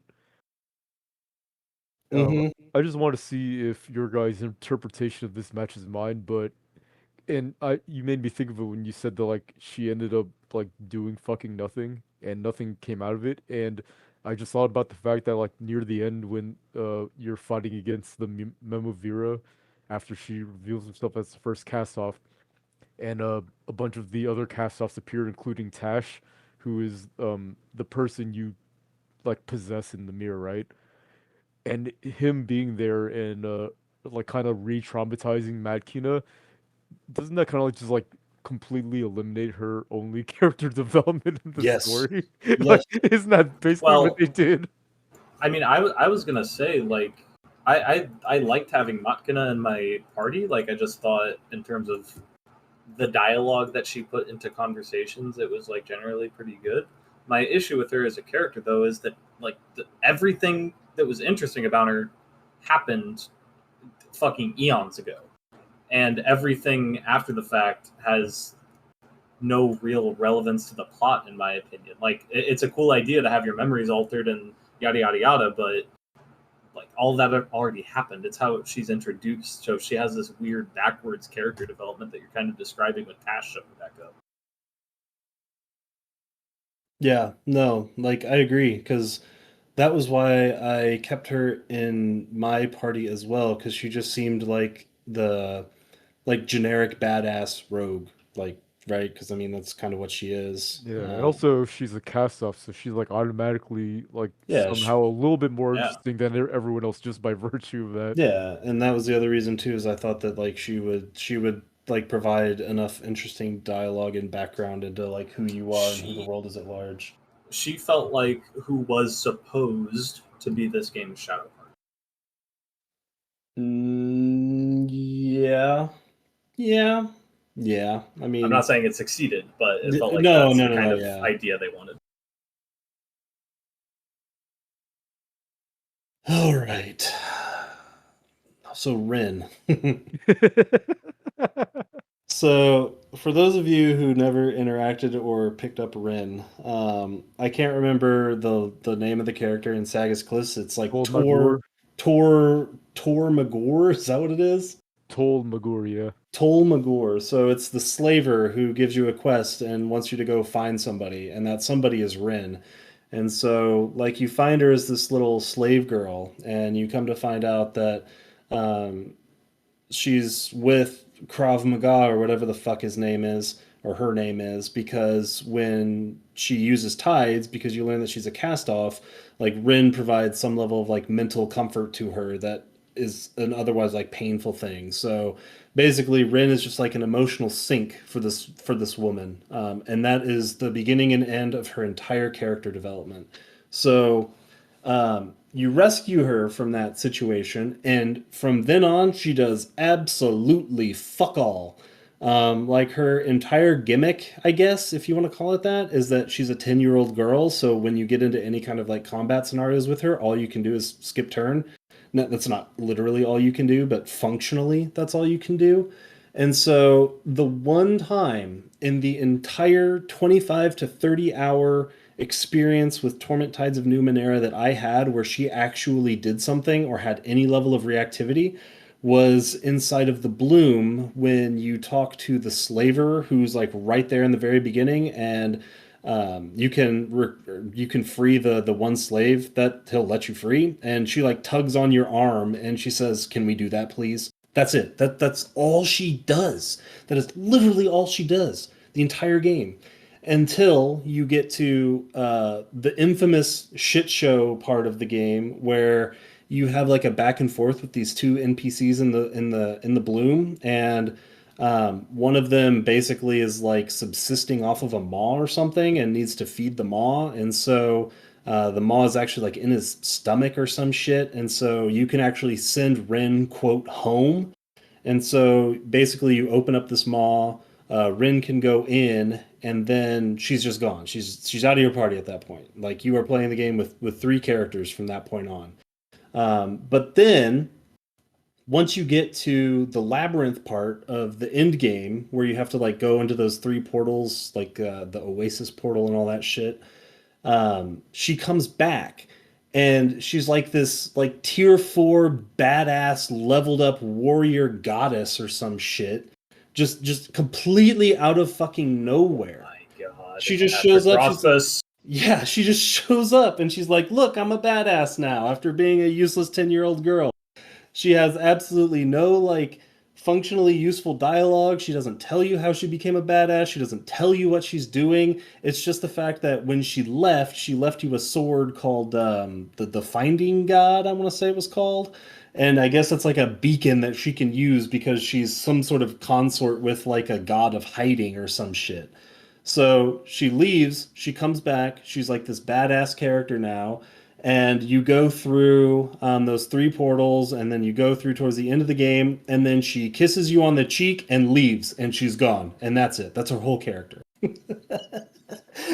She is quite possibly the worst character in a video game. Like her, like it's not that she's just like lazily written. It's that like Patrick Rothfuss strikes me as a fucking coward, because like her entire presence just feels like a rough draft that he forgot to like delete and backspace, and she just shows up as this like Deus Ex Machina fucking glow up to trick you into thinking that her entire story arc mattered when it fucking didn't. And so, uh, to me, like I've always thought Patrick Rothfuss is kind of a fucking hack, to be honest with you. And so there's always been. So for those of you that don't know, Patrick Rothfuss has been writing this book series called the King Killer Chronicles, and he wrote two and a half books because one's like a novella or whatever, and the third book is like taking George R. R. Martin levels of like length of time for him to write. And there's been like these fun rumors about him to where he's got like an actual writer chained up in his basement and was ghostwriting all of his books, and now he's dead, and Patrick Rothfuss doesn't know what to do. And this is probably the first bit of evidence I've seen to where I feel like that might be true. Because if he actually had to write Rin, I don't know how the fuck he ever contributed a single like piece of written prose to paper. Because she is like the most embarrassing fucking character I've ever seen. There's one thing I want to say, or two things I want to say before I forget. One, um, I don't know if this is the case anymore, but I remember back on release when I first played the game and I was reading discussion about the game. I remember the prevailing sentiment being that Rin was the best character in the game, like best written character. Hilarious. Oh, that sounds like a Reddit take. Oh no. RPG Hilarious. Codex take, if you could believe that. That's an RPG Codex take? Well, maybe some people thought that, but Oh enough my where I God. remember reading people having the take. And the other thing is that when you sent Rin back, you never you just played the rest of the game with three people. Yep. Okay, so um this is more going back to like UI and UX. And I actually mentioned this way back in the game channel. But I didn't mention why I was talking about it because it'd be kind of spoilers, but they really needed like a more obvious like retard proof tutorial for this one thing, which is the bronze sphere. It is a key item that you just randomly get in the middle of the game and you never get told to use it once. But if you use it, you can summon any party member wherever they are What? to you and fill in that empty party spot. But Holy shit. That's they never tell Yeah, you that's how to do that ever. that's why there's a quest in the Bloom asking you to bring Allegern to talk to some of those guys because you can summon. Oh, Yeah, is that sphere. I just thought I was fucked out of that quest because I didn't know if I could go back and get him. Wait, how do you do that? it's this key item called the bronze sphere that you get in the middle of the game. It's Can you miss it? No, it's part of the main quest. I forget like when you What get it. the I fuck? think it's right before you get Matkina to join your party. It's also just a big like fan service thing because one of the most important items in original Planescape Torment was an item called the Bronze Sphere, and it's literally, I mean, it's the same fucking thing, but in this game, it doesn't serve an important narrative purpose. It's literally just a way to summon characters into your party, but you never get Uh, told that ever. I I don't mean, even remember the seeing. one thing I will say is there is some level of reactivity to that because I just straight up booted Rin out of my party immediately because I wanted Matkina, and I tried to summon her back at one point and she just straight up didn't respond. So there's at least that. It's like a cell phone Um, they choose to pick up or not. Yeah, she put me on block. Yeah, she depending on your tides, she'll like silently leave your party if your tides are not to whatever she finds agreeable. Yeah, what you were describing with Rin, that just sounds like every bad part about Patrick Rothfuss's writing put into a single hour-long Yeah. blocks of text. And So so I think the lore goes that Patrick Rothfuss met Macomb at like a convention or something, and they bonded over Planescape Torment. And at some point, I don't know who pitched the idea, but Patrick Rothfuss like got looped into being a Kickstarter reward, like as a stretch goal. Then Patrick Rothfuss will write a character, and so, yeah, they met the stretch goal. Patrick Rothfuss wrote a character. It ended up being Ren, and you can tell that he either had no idea Yikes. what he was doing or he didn't give a shit. I'm not sure which, but I lean towards the former. That is a So yikes. one thing I will say, like I don't know if it's even possible to find this, maybe the Wayback Machine, but like when the game first came out, I do know that Patrick Rothfuss streamed himself playing the game. And I feel like that footage might be fascinating for you specifically. Can you imagine him reading his own dialogue out to a Twitch audience? Jesus I don't Christ, know no. if so. This is just my gut feeling, but I don't know if he got far enough into the game to recruit Rin. Some other fun Patrick Rothfuss lore. He held a live stream event for people to donate to his nonprofit, and like there was some amount of millions of dollars that were raised, and the goal was that if they reach a certain like threshold of donations, he would release a written chapter of Doors of Stone, which is the third book that people have been waiting on for like 10 years. That was, I want to say, like COVID, and he never released the chapter of the book. He just pocketed all the money from his nonprofit and never released a chapter. Well, we're definitely getting Very sued. cool. But yeah, anyway, so literally none of the characters in this game have any sort of satisfying emotional arc. Like, there's no growth, there's no payoff, there's just a whole lot of like, and then this happened, which feels like their stories end somewhere in the middle of their arc rather than at the end of it. Mhm. But it's very like endemic to the overall problem of this game, which is just a completely and utterly fractionalized narrative. Uh, So tell me about your guys' characters, because if you used any of the other characters, I'm very curious about Calistige, Aragorn or whatever the fuck, and I don't know if you guys used either of them. no, I use the same exact characters you did for the same exact reasons because they were, in my mind, the most important, or maybe not the most important, but like the most.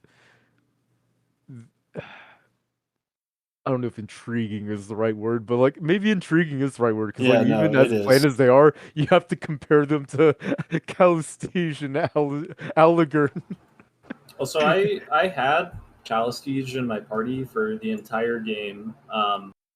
I debated not doing it because she is a nano and I was a nano, so I felt like I don't want overlap with my main character. But I decided to do it for two reasons. Number one, I died in the first combat, and that automatically locks Calistige to your party, and Allegern gets mad at you because you get taken to the Order of Truth immediately. I don't know what other permutations happen there, but that's how that happened for me. But I also kept Calistige in my party because I just thought the concept of her character was cool. Like all of these like trans-dimensional copies of herself that like shape who she is as a person. She sees them as her sisters and all this. Like it was interesting. It was cool. It's a good idea. Yeah, I agree. I like the idea of her, for sure. Yeah. Now I need to describe how I play these games because I play pretty much all of them in the same way, and it is out of respect for my own time and because I feel like it's the only way I can play these games without going insane. And let me be clear, this is not holding W.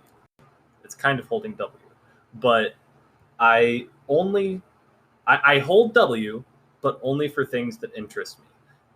If there is a side quest presented to me, like was when I got shunted to the Order of Truth and you had to do the anorexic labyrinth, whatever the fuck it's called, as a side quest, I'll do that. If it's cool, I'm gonna do it, and I'm gonna hold W, and I'm just gonna keep holding W for things that I find interesting. I did the same thing in Baldur's Gate 3. That resulted in me kicking Astarion off of my party within 5 minutes of the game, thus losing one of the best characters in the game. Uh, but that's how I play these games. So I didn't do much with any of the side content for any characters, if it was even there for some of them. So I don't know. My perception of Calistige is you get about 2 lines of dialogue from her at different events in the game. One of them, I believe it's sometime in Act 2. I think it's when you're about to go into the gate, and she explains that her goal is to like learn about all of realities and merge into one by absorbing information in the data sphere or something like that, which is like the ambient air of data that is around everyone at all times. Like the atmosphere, I guess would be another word for it, but more tech and sci-fi. Cool. Never comes up again until the end of the game when you're sucked into the labyrinth and you find her and she says, "Oh, the data sphere is all around me. I feel powerful enough. I feel at one with it. I can join it." And you choose between letting her go into the data sphere or staying with you to kill the sorrow. I let her go into the data sphere, and now she's gone from my party for the rest of the game. And that was pretty much it. Pretty.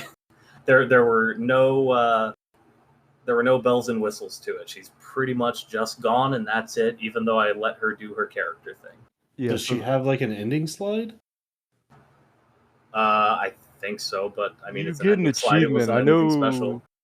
I know you get an achievement. It says like uploaded her to the data sphere because I got that too. But like I thought, so here's the thing: I never had her in my party at all, and I was able to get that achievement, which means I was able to do her companion quest, even though I very minimally interacted with her. So I thought that was kind of weird because she was the only And character where that happened with, except Eratis, where I was kind of confused with the way you were describing the conclusion to his quest because from what I understood, he had two, I guess maybe three possible endings. Because I know that because what I did was I kind of did like an about face in the middle of the game, and I started playing kind of evil because I was like, I don't like any of these guys. I can be a better changing god than the actual changing god. I'll do your fucking job right. You know what I mean? So when I was doing the Eratis quest, I talked to the audience. I was like, no, you're not going free supercharge that bitch.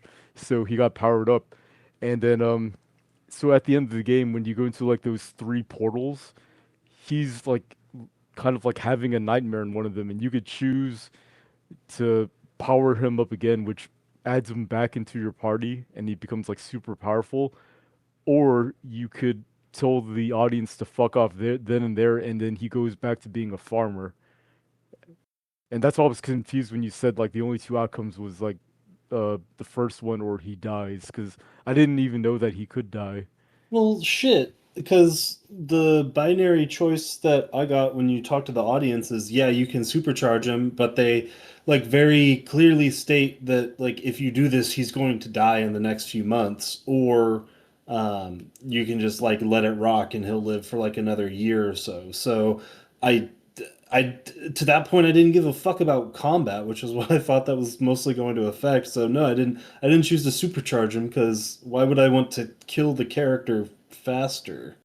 Yeah, exactly. That's what I was saying. Like, I think I have a The fact that that leads to the only good end is fucking stupid. no, yeah, and that's why I think that maybe there's a disconnect. 'Cause I think there was definitely a way to get to where I was without being evil. Maybe I just have to like really look into the quest and like the different permutations, because I think I think it should be more logical than what I have to reconcile in my mind right now. All I know is that every time that the game told me that I could get rid of the nanobots inside of him, it went to painstaking lengths to tell me that he will die. And I think I actually save scummed once to test that theory, and he did fucking die. Oh, in that case, that is interesting. Huh. I guess I have to look into it because again, I only like did the choices I did, and anything I know outside of my choices is just what I Googled. You know what I mean? Yeah, and I will say that like I'm sure that there are like moments of these characters that I missed. Like with I had to have missed some level of interactivity with the character Rin, because otherwise I don't understand why she even exists. But the Do fact you? that like none of that is on anything even remotely touching the critical path is absurd. Yeah, so about Rin, I guess this is technically like gameplay and not narrative. She's actually technically I don't know if she's the most broken character, but she's got like a very unique playstyle that you wouldn't know unless like you Googled it, 'cause that's how I found out about it.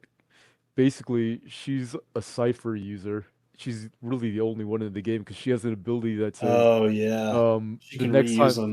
yeah. So what you do is that you just find the few ciphers you like, ones that like stun all enemies and shit like that, or stuff that like restores all pools of stats, and then you just use that with her, and you can just reuse the same one over and over again if it's an effect you like.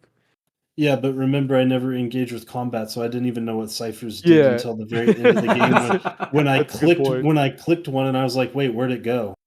Yeah, and that's another issue with the game and why I think that there shouldn't have been a pacifist like focus. Cause like I actually went out of my way to like get into like a lot of combats and I think I got into like 10 total in the whole game.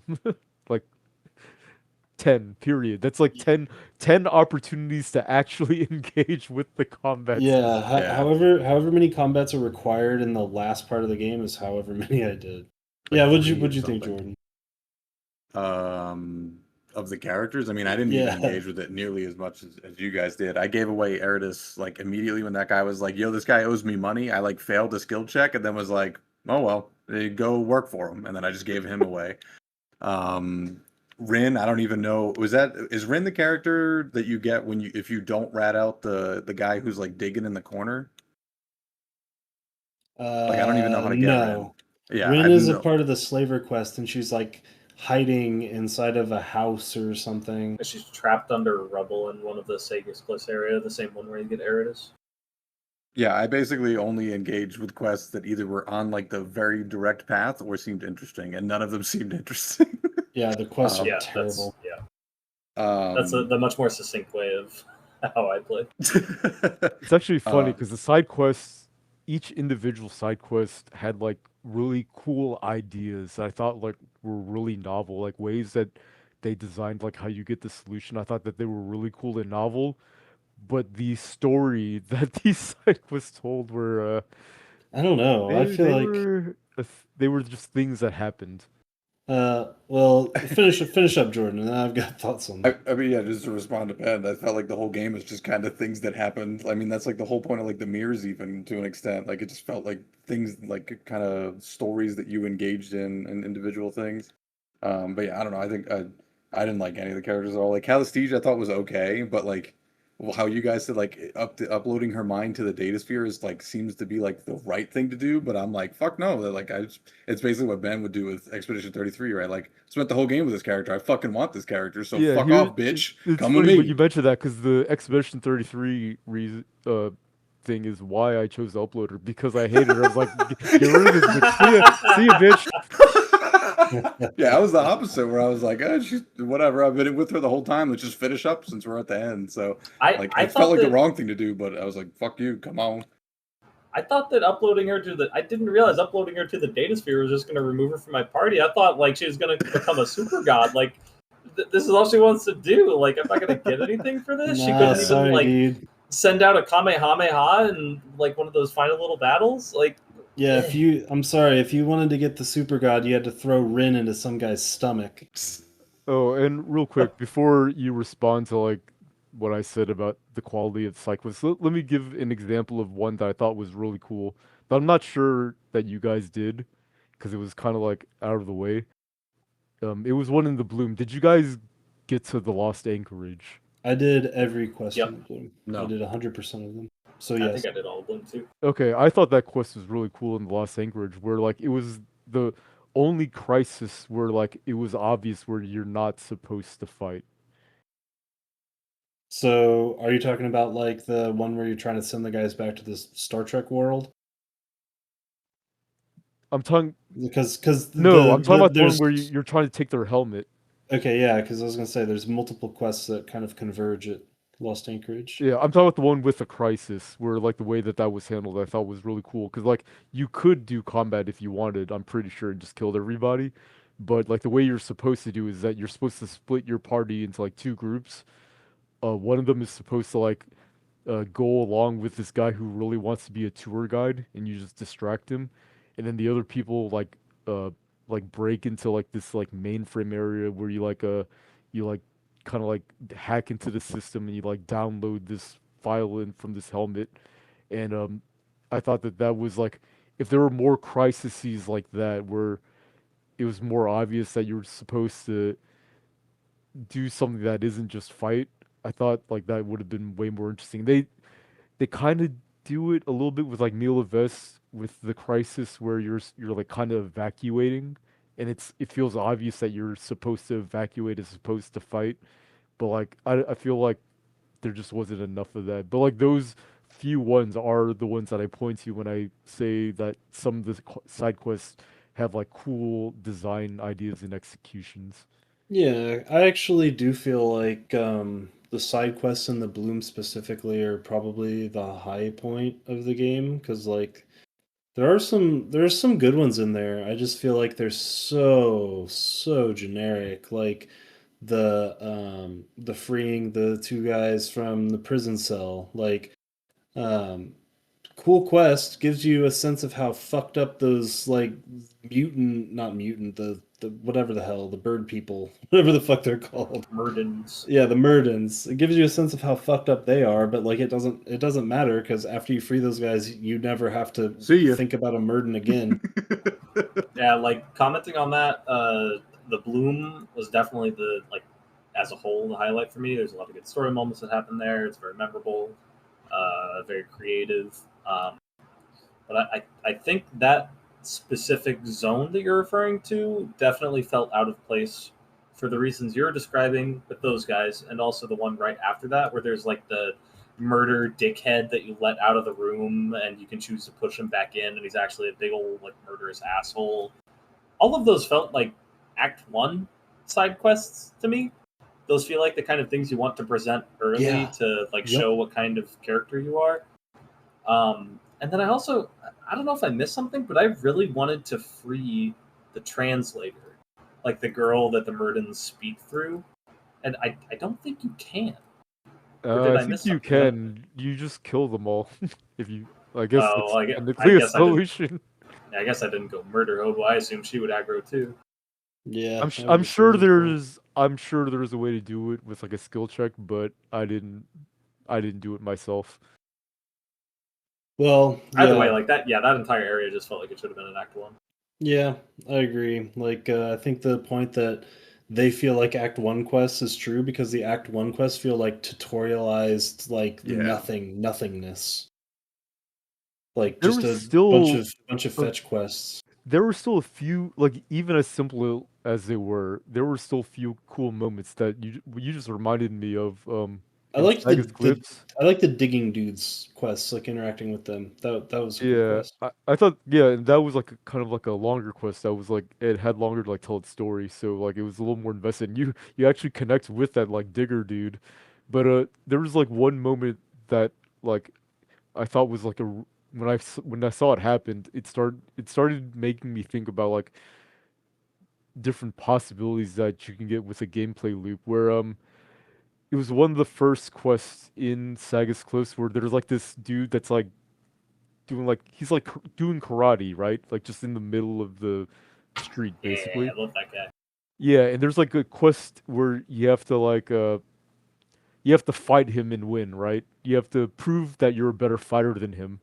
And I was really in this playthrough, I was trying really hard not to save scum and just if there's like a failure, then I fail, right? So I talk to that guy and I do the skill check where I fight him and he fucking one punch mans me into the afterlife literally. And that's how I like that was the first time I actually died and went to the labyrinth. I was like, "Oh, the game isn't over." So then I died and I came back to life and then I just ran back to him and he was like, "Oh, you actually survived that. You're better than me. So here's the reward," basically. Ridiculous.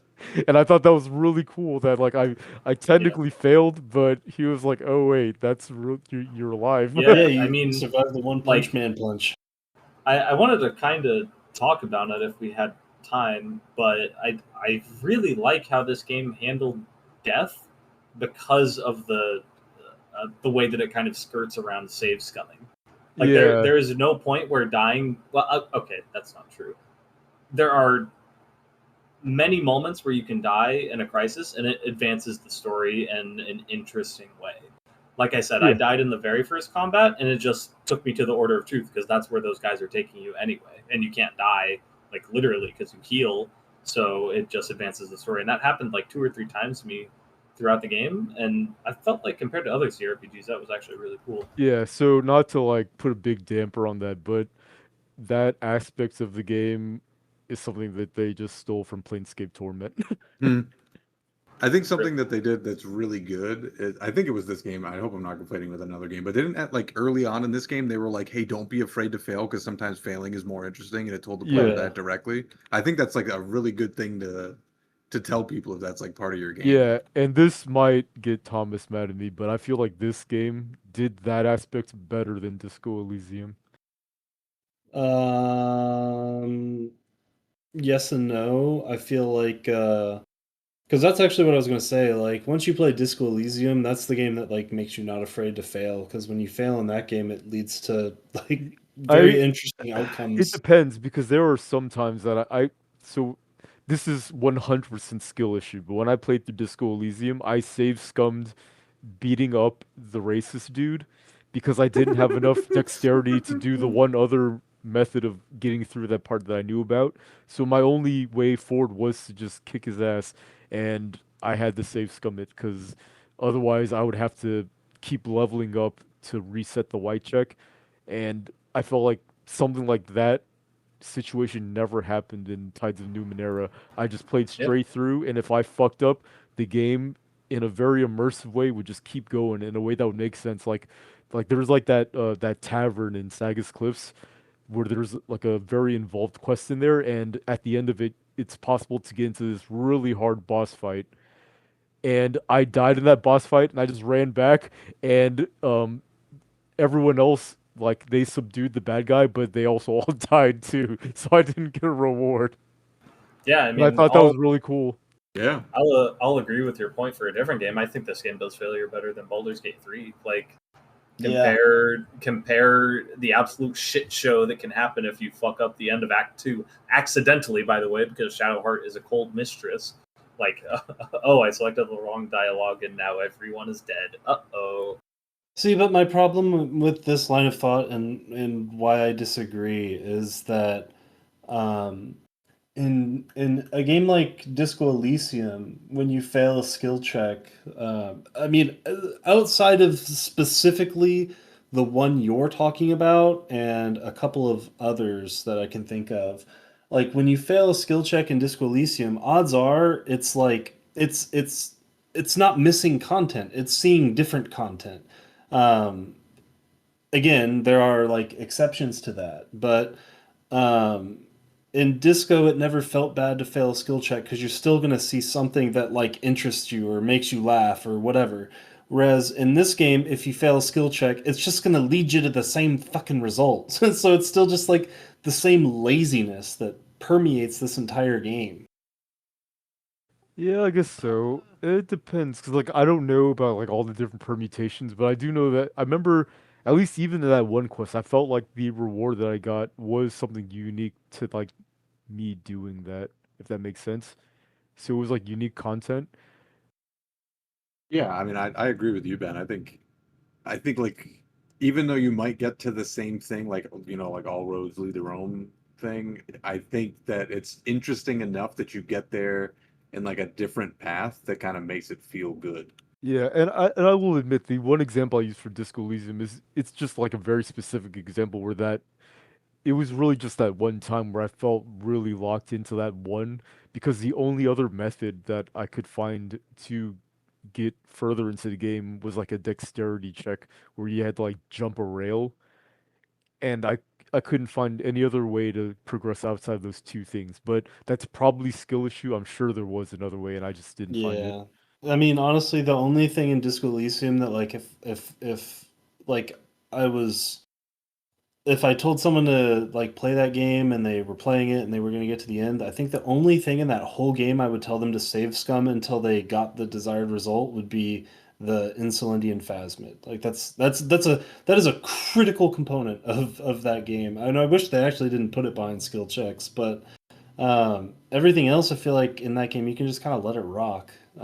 And like as I was sitting here thinking about it, I realize why I can't really like contest the point because I don't know how many times I actually failed any skill checks in this game because Yeah, they are it's like hard to do they're later like on. mind-numbingly easy or Yeah. difficult to fail, and so now I'm just sitting like, when did I ever actually like Yeah. fail in this game? It really only ever happened at the beginning. Yeah, in the beginning, the quest to save the guy from the executioner, I failed a couple of skill checks there, so I just let the guy fucking die. It can happen in the mirror casters too, like unavoidably without skill checks. Oh yeah, I died in a Meercaster more than once. That's true. I don't think I successfully ever completed one of those, and I did every single one. But how do you? I assume that something good should happen with them because they're like quest rewards that replace like actual rewards. But every single time I did one, and I tried. I read every single one. I tried to like resolve them in a way that like would be successful, but I always ended up dying. You know what I mean? Like every single one, I died. I think you do die, like, period, Wait, in that's some what's of supposed them. to happen? I thought you're supposed to like. No, yeah, I don't think you live in all of them. I Yeah, don't it like. depends. Yeah. Yeah, it just depends on the one. Like, Oh well, I I don't. died in the very last one, and I think that was a game over screen. Well, I So think I died Me in too. every Yep. single one. So I've never seen what it looks like when you. I didn't know like the fact that you can succeed. I don't even know is a fact because I've never seen it. I mean, well, I don't know if succeeding is the right way to think of it.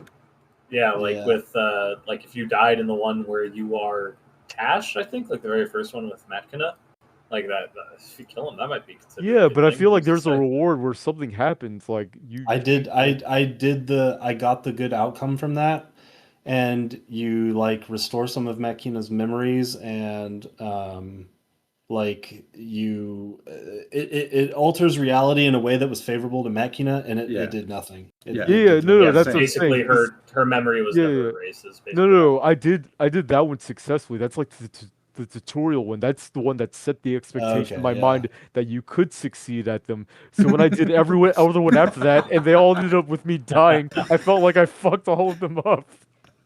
That's funny. I can't remember if I Um, died. There's one that you get in the. I won't go into this. Never mind. Go ahead. all right, let me get on to the second ugly part of this game, which is the theming. So, um, up to this point, I've kind of made it a point to avoid too many Planescape comparisons because, like I said, I don't know how like beneficial or productive it is to compare this game to that. Especially given it's only that Ben and I that have played it. But I do think that the one like sector that's important to note in the difference between this game and Planescape is the theming. So in Planescape Torment, it has a very, very rigid narrative spine, and the central question to the entire story, the plot, the characters, like literally the entire game bleeds the question, what can change the nature of a man, right? Like that is the backbone of that entire game. The entire narrative orbits around that one single question about like what can alter human nature in order to make yourself a better person or a worse person, the same person, or if it's even possible to change it all. Like that is what that game is written around. It is a very, very, very, very important question. And then Torment tries to riff off of that a little bit, where it asks you, what does one life matter? And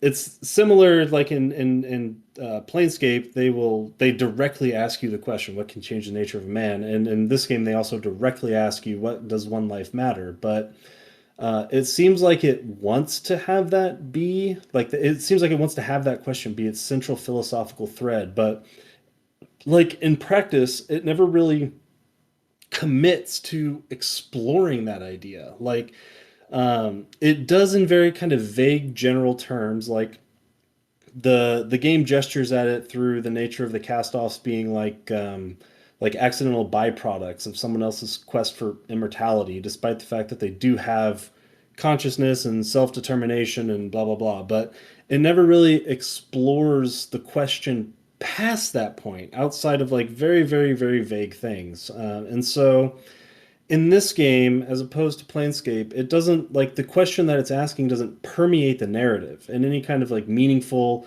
or even a consistent way. Like it's not embedded into the world building, the plot arcs. There's no real like moral dilemmas that I can think of that have any real like depth or level of engagement that's necessary to even make asking that question compelling. Like it just kind of hangs out there as like this cosmic background radiation, like static, and it occasionally references it, but it never engages with it past its surface. So like rather than living and breathing that theme like it does in Planescape, like through branching outcomes or meaningful moral dilemmas or sustained character development, whatever, like this game treats it like it's just like a fucking tagline. Like it's literally like Torment Tides of Numenera in size 18 font, and then in size 12 font underneath that, it's like, what does one life matter? But it never really engages. It asks the question point blank, and to me, when the game did that, it just landed really like in a really fucking hollow way because it never really bothered to like make you think about that question before it gets to that part in fucking Minas Tirith or whatever the fuck that place is called.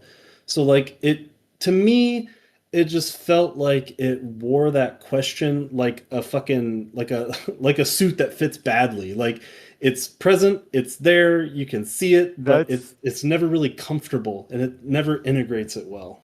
Yo, that's like this whole fucking game. It's like Torment ties his Numenera is wearing their dad's suit. It's like Yep. too big, Yeah, you know? exactly. Exactly. I mean, I just want to say, like, I'm pretty much fully in agreement. I disagree with one part you said.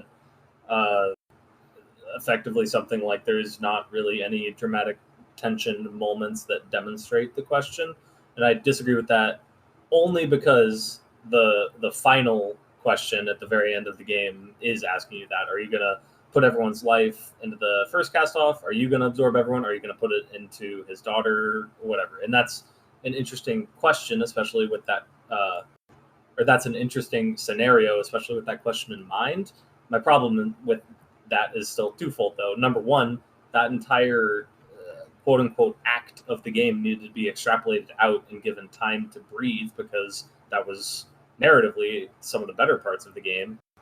And number two, it's still not like bringing it back to that question. Like, you don't really, if you're thinking about it, then you'll get the sense that that's what it's getting at, but it doesn't really explore it in a tangible way.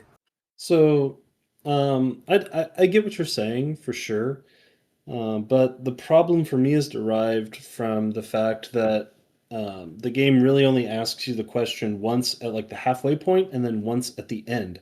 And by the time that it's asking you that question at the end, like for me, like it was really obvious that the question that this or well the scenario that the sorrow presents to you at the end was kind of the peak of asking that question. But to me, it didn't really feel like it's not asking me what does one life matter because I just sat there trying to figure out what the like most benevolent outcome would be. And so it wasn't what does one life matter, it was what can I decide here that will include the best outcome for everybody. So Yep. it's not what does one life matter, it's how do I make the decision that best affects the whole, which is the exact opposite question that they're asking. Yeah, and again, I think that's just why that entire section needed to be extrapolated out, so they actually had room to explore all of that. Because I think it's what they had in mind. I just don't think they did it very well. Yeah, and now they're oh, go ahead, Jordan. I was gonna say I think they did it fucking terribly. Like I think they tried to just ask an interesting question because Planescape Torment did, but did like absolutely didn't expand on anything. Like if you want to do like a how much does one life matter, you need to like really build up characters and like relationships with the characters, and then present an ultimatum of this character or not. Like, and for me, I didn't give a fuck about any of the characters, so I was like, let's just do what sounds cool, which is what Tom did, which is put everything in the first cast off. And Yes, you know what bro. bugs me about that too is that they had the perfect fucking member of your party to demonstrate that question too with Calistige. Like, oh my god, you could have had a million questions with Yeah. that where you're like absorbing other realities for her Yeah. or whatever the fuck, and they never do that, but it's right there. Yeah, so that's the issue with like the whole the way that they approach the theme in this game is like the way that they introduced it is they didn't build any connections with like the characters that you'd want to like learn these lessons from, but they just all they Yeah. did was just like introduce contrived ideas about like how life is used and viewed in this world. It's like the cast-offs like get souls created with them as a part of like the changing gods like like he basically bursts them, right?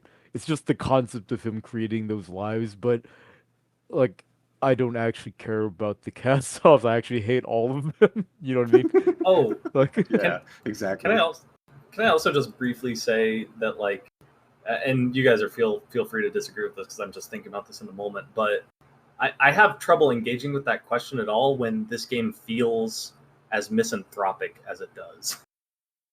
Yeah, I actually thought that too. Like, it was wild to me how it's presenting that question, but it is like inside of a very, very cynical like Yeah. snow globe. Yeah, like people Agreed. just get fucking torn apart in this game, like viciously.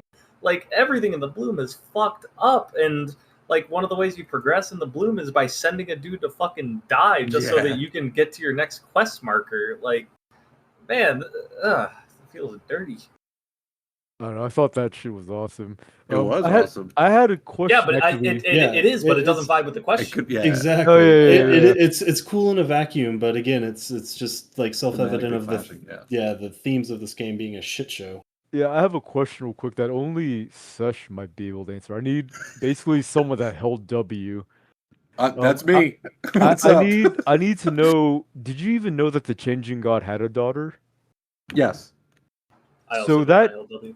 So that happens no matter what, even if you don't do the side quest with her in I've- Act 1. I thought, yeah, because once you get to the labyrinth in the last part of the game, don't you have to do that like that section of the game where you have to create the light bridges or whatever? With the puzzles, yeah. Yeah, and I think that's where I learned before that, but I think at that point, if you hadn't learned, she just Yeah. straight up tells you. I didn't learn until like basically that point around there. Okay, so even if you don't do the side quest in Act 1, they basically force that whole storyline on you. Yeah, I That's think very it's. interesting. I think mean, the I- first time it tells you is through a mirror sphere. I think.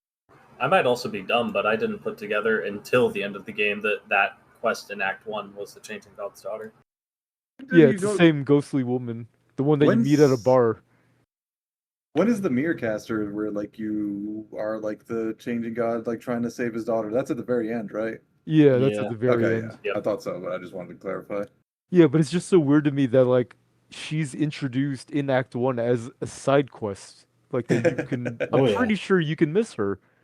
Oh, I missed Yeah, her. So that's You- that's I don't know what you're can- talking very about. curious Yeah, to me that you they made can. the game like that.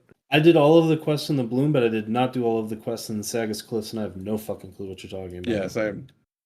Okay, so here's the thing about that ghostly woman. She's in that bar with all the psychics, and basically what's happening is that there's random women all over the city that are transforming into this girl, like just out of some weird Numenera bullshit, right? And you do this whole side quest inside of the labyrinth inside your head to find out that basically what's happening is that her father, who you don't know is the changing god yet, he was using this like probability machine to like try to like recreate her out of like different realities. You know what I mean?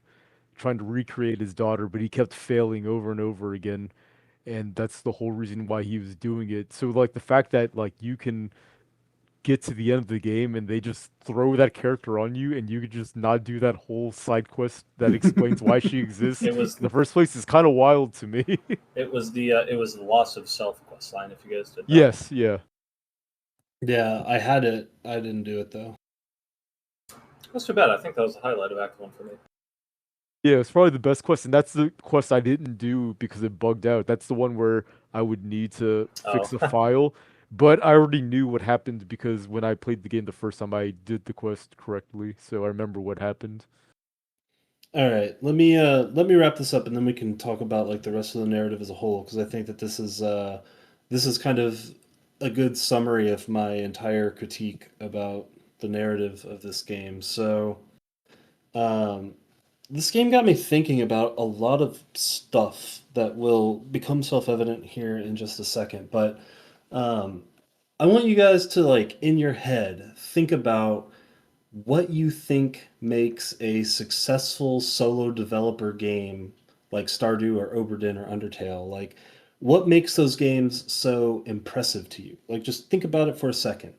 And so for me, it's not only that like one person managed to pull that off or pull something off that would usually take an entire studio of like multiple like dozens or even hundreds of people at times. It's that games like that, when they work, they have such a clear, singular, creative voice. Like every detail, every little bit of flavor, every weird idea or moment of sincerity is all filtered through exactly one individual's perspective. And so when you get that, you have this level of cohesion that makes the experience just feel super razor focused and intentional and oftentimes very deeply personal. So like even the quirks can feel like part of the charm because they come from a very very very very consistent place. Like for all of Undertale's like weirdness, like all of the random goofy shit that can happen in that game, like you give it a pass and you don't really think about it because it's just like, oh yeah, Toby Fox must be a fucking weirdo or whatever. But now, in contrast, think about how that compares to Torment Tides of Numenera, because that game has a double-digit amount of credited writers, I think. And so, to provide some context there, Expedition 33 had one lead writer, the lady who basically wrote the entire game and then had a couple other people help her. Near Automata was written primarily by Yoko Taro, had a couple other people helping him.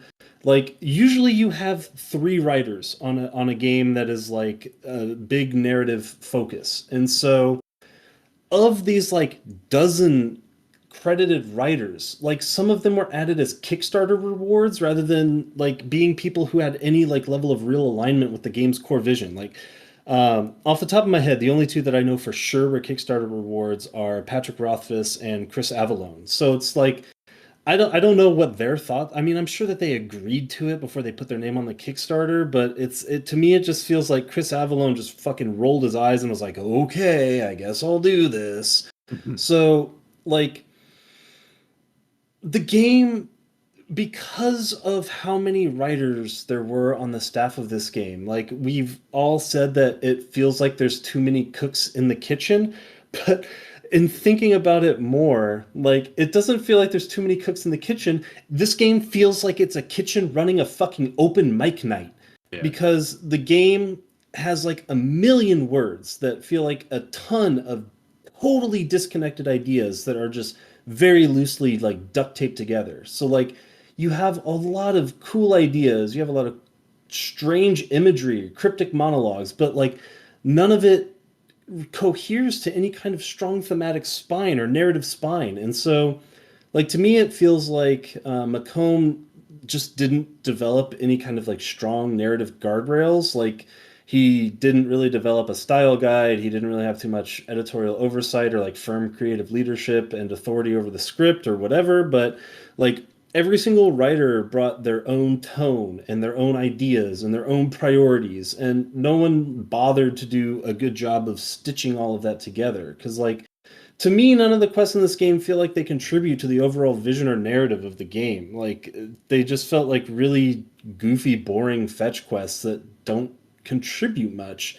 And like everything felt like it stopped feeling like a single story and began feeling like this collection of elevator pitches derived from a fucking Reddit writing prompt. And so to me it was like it read like an anthology novel that was just like tucked away in the fucking entrails of a dusty basement bookstore in Hyde Park, and it didn't have any like singular novelistic vision. And so like to me it wasn't that this game lacked imagination, because like I was saying that earlier, like I feel like this game is chock full of imagination and good ideas, but there's a plethora of imagination, good ideas, like interesting ideas.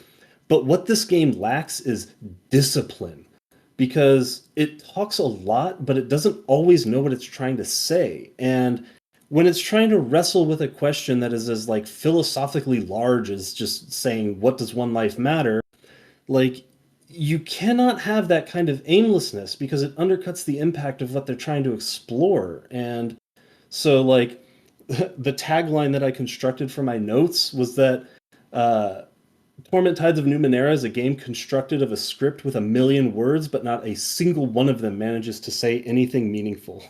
And that I think that issue just permeates the whole game. Just way too many people contributing an individual vision with everyone just kind of like I imagine just a dozen people sitting around a big table. There's like whiteboards with interconnected like brainstorming ideas, and no one ever bothered to say, "Nah, I don't think we should do that." Everyone was just kind of like, "Yeah, dude, yeah, keep going with that, yeah." I don't even feel like it was that. I feel like it was just Yeah. 12 people in 12 different rooms, and they submitted their shit, and the lead writer Yep. was like, "Sure, dude. Yeah, I that don't want to this step is- on your toes. Come this on is- in."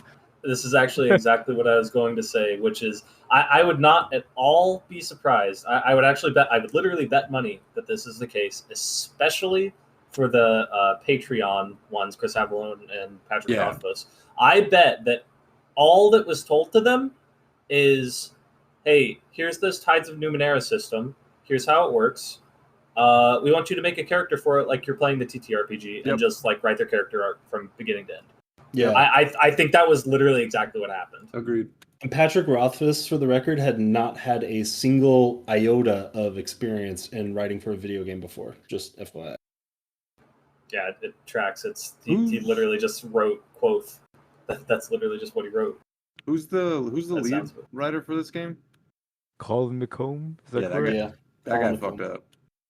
I put Yeah. it all on him Yeah. and no one else. Oh yeah. It felt like they were told to do that with a tabletop character, and then they had a DM that was saying yes to everything. Yeah, exactly. Yeah, exactly. He didn't want to like be like, "Hey Chris, can we like work it this way?" Instead, it was just like, "Bring it on in, just keep dumping the Yep. shit in." Yeah. Exactly.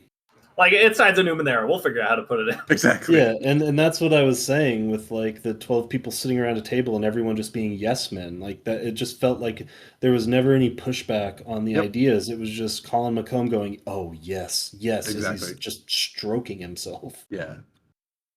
Yeah, Yeah, I think it all just boils back down to that vision not being super clear. Sorry, go ahead, Sesh. Yeah, I'm just curious as to how much of this game was like either Colin McComb or someone else, like the game director, was like, I really have this vision, and this is the vision we want to come together. Because I think that's kind of like playing into what Tom said of like the thing that makes like the good games great is that they have like one cohesive vision, either through one person or a small amount of people. And this game doesn't feel like it really had like a vision, even with like the question it asked. It just felt like it was Yeah. just dump truck everything in. Yep, not at all. And there's actually, I think Ben linked it. I don't remember if he linked it in the game thread or if he linked it to me in a PM or something. Because both of us were very aligned in how we thought about this game, and we were trying not to talk too much in the game thread about it. Yeah. Like when I would spoiler things and I would say it was a meta spoiler, that's the kind of shit we were talking about. So he linked me a Reddit AMA thread about this game, and inside of it, I believe it was Colin McComb Yeah. said something to the effect of like, yeah, we're going to explore the question of what does one life matter. And this was like 2 or 3 years before the game came out. And he was like, but yeah, we're not going to make it as important as the question was in Planescape Torment. And to me, it's just like, well, why the fuck not? Like, why explore it at all? Real quick, just for fact checking, that was not Colin McComb. That was Kevin Saunders, Yeah. the project Okay. director. I was gonna say I didn't think that was the writer. But I also just wanted to say, when you're asking the question about what makes those other games like Obra Dinn and Undertale good, the word that repeatedly sprang to mind was cohesion. So Yeah. I'm 10,000% in agreement. Yeah, I mean, you're not Yeah. going to have one person come up with conflicting ideas unless they're just like absolutely terrible at it, because they will have one clear vision of what they want to do and then be able to implement it. It's just going to take them a lot of time. That's like the downside, right? To make a blueprint, it takes that motherfucker 11 years of doing nothing but blueprints. Yeah, to me, like the only person who was involved like heavily in the narrative of this game who should ever get gainful employment ever again was George Zietz.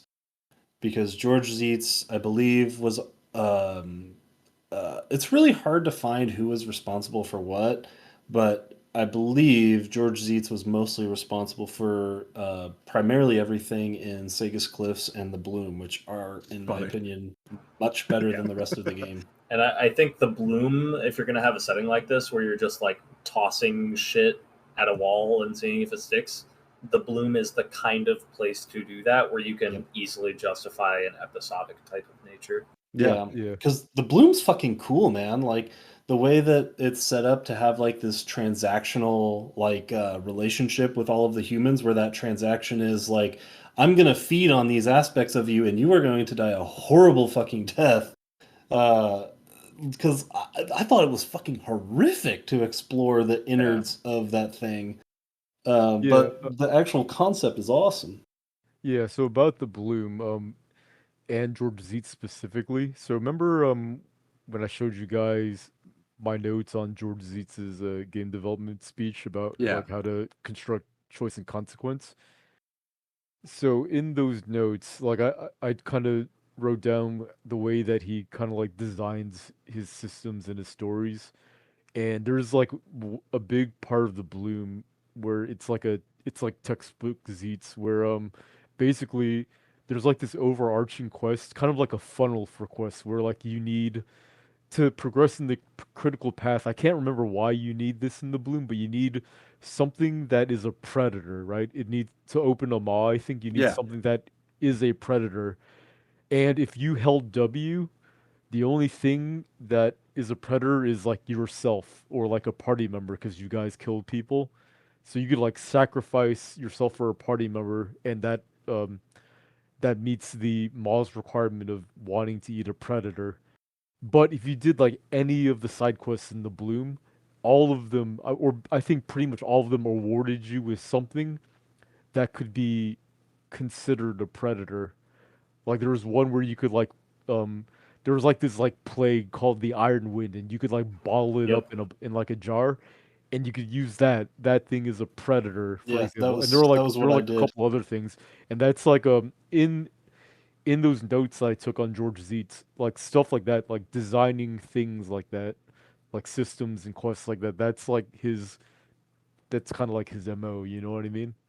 So whenever I saw stuff like that in this game, I was like, yeah, that he did that. Even and I did that to the point where it might have been unfair, where like maybe it's stuff he didn't come up with. It was like, but I liked it so much, I was like, yeah, he did Yeah, that. you did it.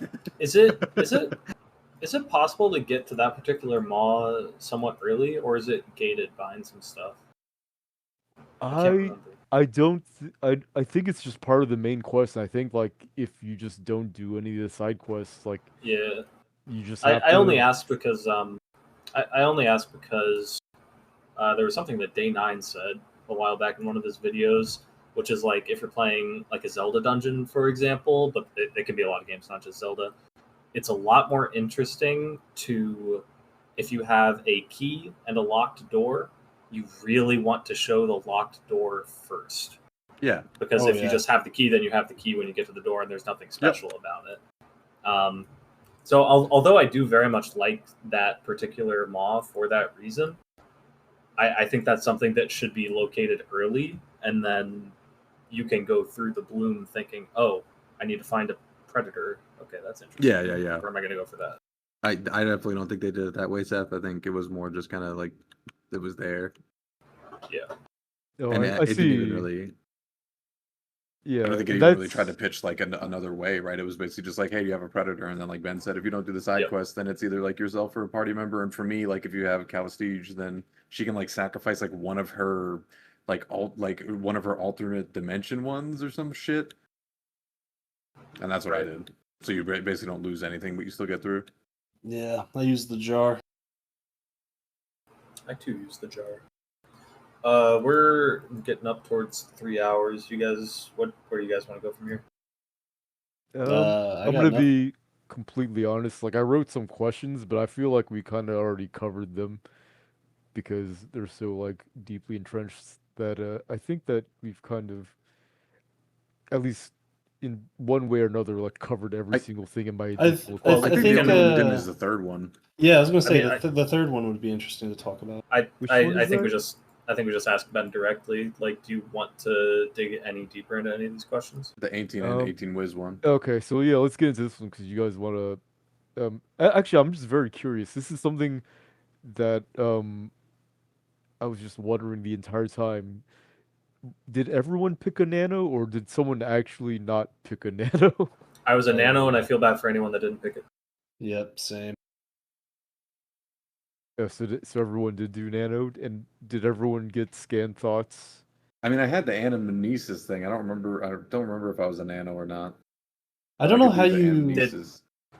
Did you have the mind reading text? No.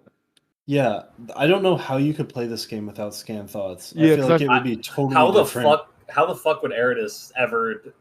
That dude would be infuriating. Yeah, Oh, yeah. exactly. And Dude, that- I gave that- that guy away in 2 minutes. Yeah, yeah, that's what I started thinking about. That I started thinking about the fact that you just tossed him aside immediately, and I was really that's what I started thinking about with scan thoughts. Cause like because you couldn't read his mind, you just thought he was a fucking retard. You're like, just get the Yep. fuck Yeah. out of here. Yep. Eridus was the That's what only happened. interesting side character, and it's only because of scanned thoughts. Mm-hmm. Yeah, no, Yeah, I and had the that's- anamnesis thing, but I didn't have scan thoughts. Yeah, and that's why I wrote this question because the original Planescape Torment. This is my personal criticism of it is that the way that you're supposed to play the game is that you're supposed to play like an 18 intelligence, 18 wisdom, 18 charisma character because if you don't, you miss out on like half the fucking game.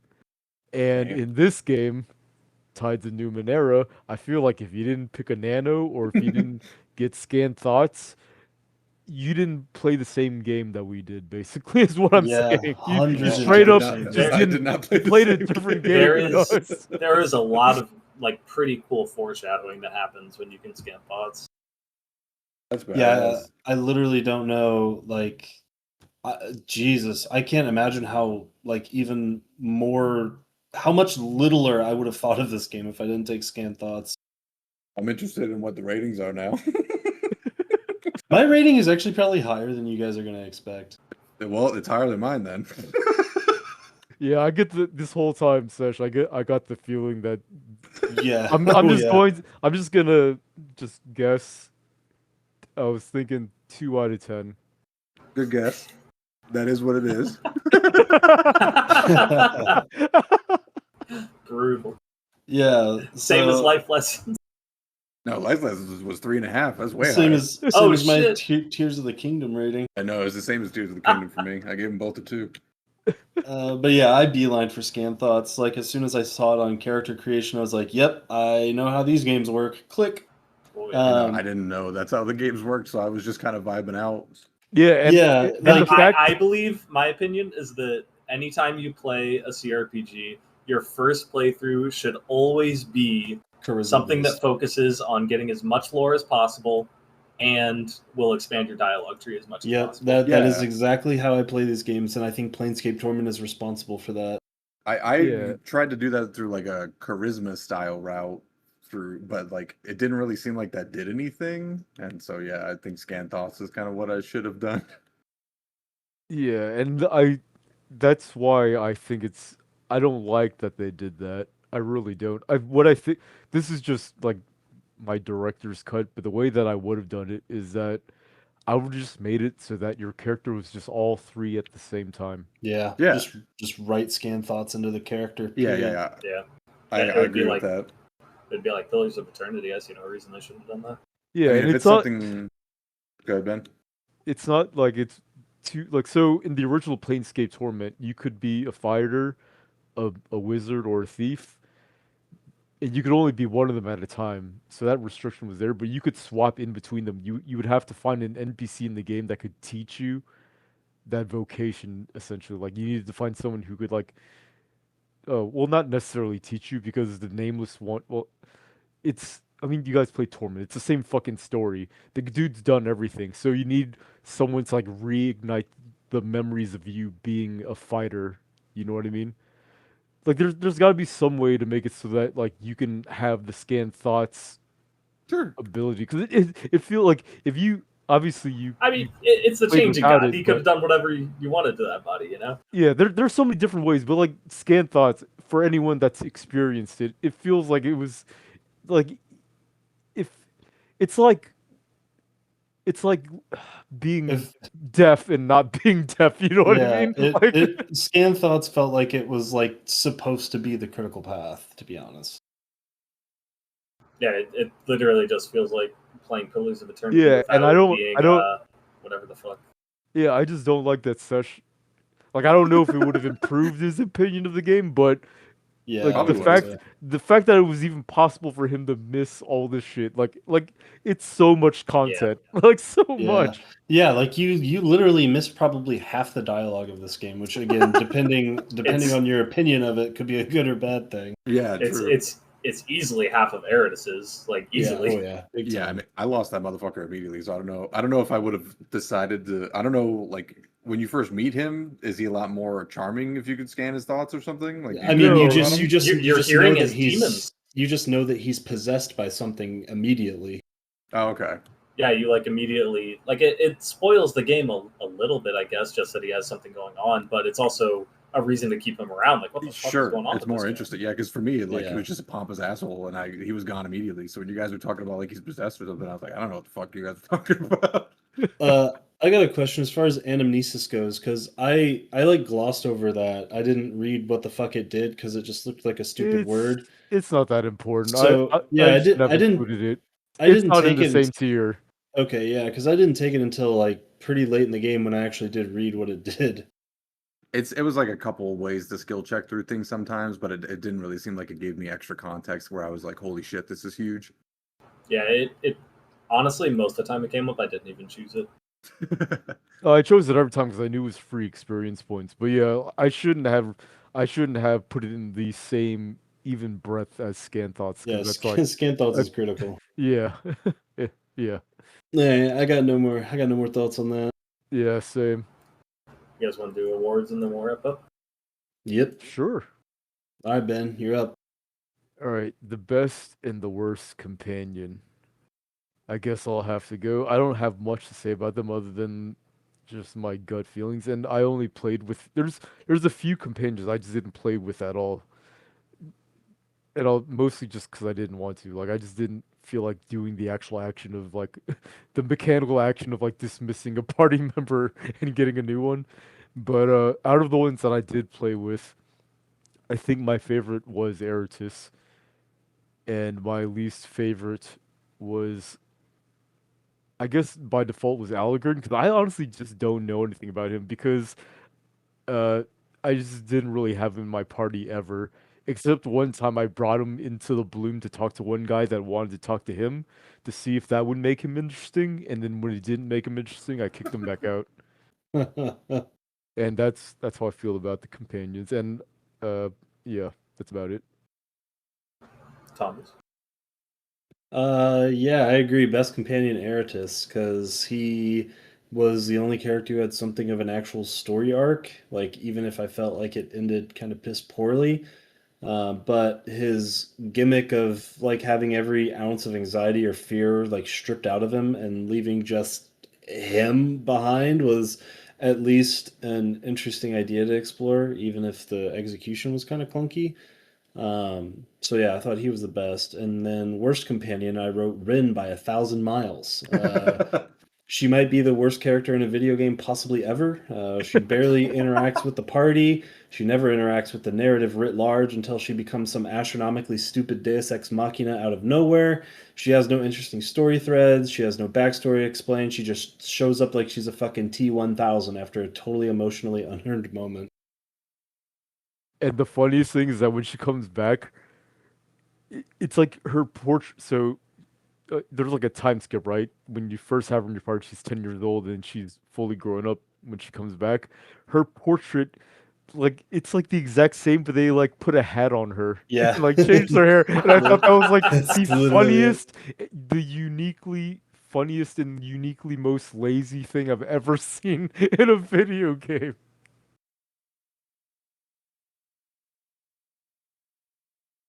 We got Jordan. So For me, yeah, for me and companions, I mean, I literally only had two companions. I don't even count Eridus because he was gone fucking immediately. It was just between Makina and Calistige, and I think I like Makina more just because I like kind of the assassin rogue style archetype, not really because she's a good character.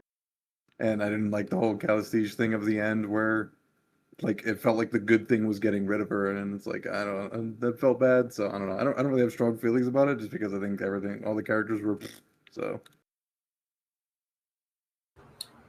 As for me, I'm a little bit torn between Eridus and Matkina for best companion. I'm gonna go with Matkina for a couple of reasons. Number one, she's the only companion I got where I actively wanted to kick someone out of my party to get her in. And a side note that I was able to boot Rin out for that reason, thank God. I thought her introduction through the Mirrorcaster was really fucking cool. Really cool concept for like a story for a character period. And I thought the way she contributed to dialogue, especially in the Bloom, was pretty good. It felt like a character that was supposed to be in your party on account of being a cast off and whatnot. Also, she has a really cool title, The White Death. Sick, cool. Worst companion. So I'm only going off of companions that I actually put in my party, which was Calistige, Matkina, Eridus, but I lost Calistige at the end of the game to the Data Sphere. But you know who was still lurking in the labyrinth that I hadn't talked to the entire game? Oh yeah, level 1. Is joining me for the last encounters at level 1. And sucks. So I choose as worst companion. He was just a little He was just a little puppy that like the Sorrow fucking murderizes in the very final area for no fucking reason. But yeah, whatever. It was very Rin level writing. Okay, I actually have a question. So at the end of the game, I played it like Planescape Torment, and I just chose all the skill checks and options that would just skip all the combat, right? Did you guys do those boss fights? I was just curious. Which boss fights? Like at the very end? At the very end, yeah. No, I did not. It's like the only one I pacifist out. Yeah, I tried to do it because the fight actually seemed kind of interesting, and I wanted to see what Raisin Lower Platform did, but I died the first time and reloaded, and then accidentally picked the pacifist through on the next dialogue checks. Because I don't think there was any checks to actually like avoid combat with the last boss. I think it's just a matter of what you click. Yeah, I think that one was just like a logic thing, and I did. Okay, so this is like a narrative thing, and I just forgot to bring it up, but like. So they kind of did the thing, and a lot of CRPGs do this, like Arcanum, Planescape Torment, where like you can like argue with the final boss and have them like be defeated by their own failed argument and basically kill themselves. You know what I mean? And the way that you get the changing god to like contradict himself, I thought was like the dumbest thing. I don't know if you guys did it, but basically you basically convince him that he's not the changing god anymore. And the reason Oh wait, yeah, this is what I did. Yeah. Like the stupidest reason why he gets convinced of this is because like there was like a blip where his like in between like his consciousness like switching bodies, there's like a blip where the consciousness is not like contiguous, and because of that he is technically a different entity from the original changing god, and that like just like sends his brain into overdrive, and he just commits suicide right there. And I'm just like, this is the dumbest reason I've ever seen. I mean, that's another thing where I like the concept. It just didn't really work for the situation at play, because that's the Soma idea. Like your consciousness doesn't continue when you move from one body to the next. It's a cool idea, just not great for that story. Yeah, it's just one it's just one shitty attempt at an emotional payoff that it doesn't come anywhere close to earning. Yeah, for sure. All right, what's the next one?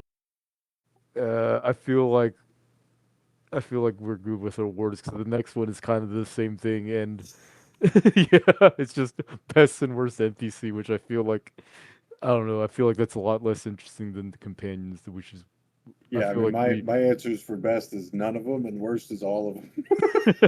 Because like literally, I couldn't remember any of them when I was trying to think. I was just like, holy shit. I like Boss of Self.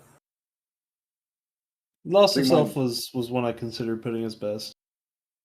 Mine is definitely like a reductive answer, and I wish I could give a better answer. But literally, when I tried to answer this question, I was like, I can't remember any of them, so I guess that's just my answer.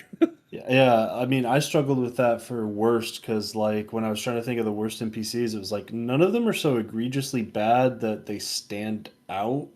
Um, they're just all kind of bad. It's Okay, I definitely will one that stands say, out for me. I guess in terms of like the critical path, I thought the Memovira was a pretty lame character. Like the first cast off, just like period. You mean? Yeah, Yeah, Yeah, I agree. I agree, yeah. like It's big time. kind of anticlimactic.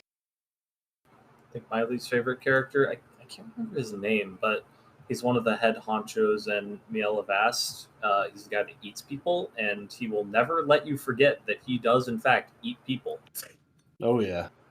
He will be saying, "Yeah, I'm gonna go to the park. I'm gonna go with my date, and we're gonna have a good time, and then I'm gonna eat her." And that was all of his dialogue. Yeah, for best, I put a cop out answer because it's an NPC that never says a single word throughout the entire game, which is the Bloom. Nice. uh, and for worst, this is a character that would have, I mean, I mentioned this earlier, but this is a character that would have never even entered into my brain until Ben mentioned something, which is that the innkeeper in Sagas Cliffs was meant to represent the character Fall from Grace from Planescape Torment. And after you told me that, she immediately jumped to the worst character in the game. yeah. So yeah, basically, Fall from Grace was one of the main characters from the original Planescape Torment, and what she was basically a succubus that subverted what being a succubus was. So, in Planescape Torment, she was the owner of a brothel, and this brothel was called the Brothel of Slaking Intellectual Lusts, where no sex was allowed. The only thing you were allowed to do was just talk with the whores, and that's it. And so basically, the innkeeper in Sagas Cliffs was just a succubus that was just all about not having sex at all again. But in this game, instead of being an important and interesting character, she was just a convenient method for you to get killed so you can get sent back to the labyrinth. Yep. Useless. Well, Ben, what would you rate this game on a scale of 1 to 10? Honestly, I feel like I might be rating it higher than a lot of you guys. Uh, and honestly, the value was oscillating as we were discussing it. But I think I'm going to settle on a very mediocre 7 out of 10. I did enjoy playing the game for what it's worth. Um, but everything about it just felt cheaply made. Like kind of like even like the UI literally looked plasticky to me. The fonts they used didn't really hit Yeah. with me. Oh And yeah, like stuff like presentation can really like elevate a score for me, and that's why this one is stuck at 7. But like when you guys say 7 out of 10, I get the impression that you guys think that's a good score, but I'm more of Yes. like the way that I see 7 out of 10 is like I'm more of like the Asian dad kind of score, if that makes sense. So That's that's funny. my score. It is 7 out of 10. I feel like it's impossible for you to give a game a 3, 4, or a 5. Yeah, It's cause like 1, 2, 6, 7, 8, 9, 10. yeah, specifically for yeah, the game club. yeah, Yeah. yeah, for sure. But to be fair, I really like that whatever number I come up with is what I feel in my heart. Sure. Is is Claire Obscure the lowest rated game you've had for Game Club? No, I gave Claire Obscure 9.75. Oh yeah. Oh, what was it Lowest then? It was must be Edith lowest. Finch. Yes, I was trying to think of the name. I was just about to say whatever the cold game was. That was the lowest. That's funny. Thomas. So, mechanically, I feel like this game actually holds up pretty well. So, like the Numenera system itself is, in my estimation at least, kind of inventive and refreshing in some ways. I legitimately think there's a lot of room to do cool shit with the Numenera system. And the crisis themselves, which I didn't really talk about as a whole, but I felt like the crisis system is something that I left kind of unexplored. That if I ever went back and played this game, I would murder hobo my way through it just so that I could interact with the crises more. But um, it loses some points on that because it never really required me to engage with the combat until the late game, where like my lack of prioritizing the gear economy came really close to biting me in the ass. But luckily Eridus is like super fucking overpowered in combat, and I found some crazy hammer and he just one shot enemies for the rest of the game after that. But that's kind of where like the good parts of this game stop for me, because like everything with the companions is total dog shit. I mentioned before about Divinity 2, like that game was carried on the back of good companion quests in what was otherwise a pretty like mediocre narrative. But in Torment Tides of Numenera, they just kind of scratch this like conceptual interest where there's like a one sentence elevator pitch for each character that sounds kind of cool, but then everything after that is totally underdeveloped. Like to the point where I'm genuinely mad that some of these characters were written into the game and someone like wrote off on them and deemed them acceptable. Because like I will never understand how someone could read the character Ren and be like, "Yep, this is good to go. Ship it." It just makes no fucking sense to me. And so like every companion felt like it shared the same amount of depth as like the short end of the fucking kiddie pool, and there was no growth, there was no earned emotional moments, and frankly just like some of the most embarrassingly shit character building I've ever seen in a game ever, especially in a game that is so touted for its characterization, and well, in the original anyway, or the predecessor. So the game really wanted to be like a philosophical treatise, and they assembled like the who's who of legendary CRPG writers. And you would expect that to kind of coalesce into a showcase of this like rich speculative fiction, as it relates to being a spiritual successor to what many consider to be just the greatest game of all time inside of its space. Instead, what they produced was a fucking soggy anthology of disjointed fan fiction that was just duct taped together, and it's the fucking narrative equivalent of some first year art student trying to win the Turner Prize by like just grabbing a jar of moths and whispering at you, "Meaning is subjective," while just staring into your eyes. Like there's just nothing here. There's no substance at all, and so spending 25 hours while it just like frustratingly tries to refuse to answer its own question in any sort of thoughtful, provocative, or like even mildly incidental way is just an exercise in fucking frustration. Like there's no philosophical explanation, there's just kind of this vague aesthetic of meaning, and it is absolutely unworthy to be held up against its predecessor in any fucking sense. The game is just totally trapped underneath layers of overwrought exposition, a bunch of inconsistent tones, abandoned plot lines, half baked ideas that the game just seemed terrified of executing on them. But I did enjoy actually playing it, and the combat was interesting enough to me that I didn't hate it.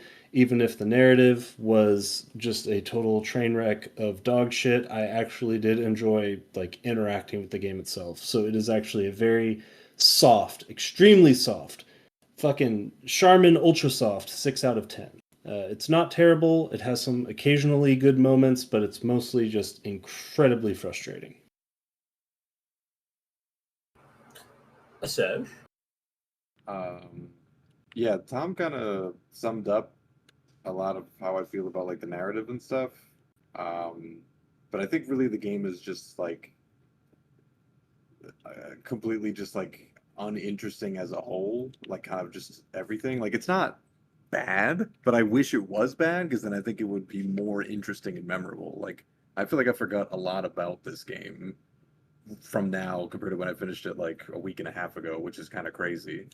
Um, but yeah, I mean Ben already spoiled my score and that it's a 2 out of 10 because yeah, like the combat I thought was like fine and it was only fine because it was easy. I think if the combat was challenging, the game would have been like hyper trash. Like if I had to like actually think about combat, I would have just like been really frustrated.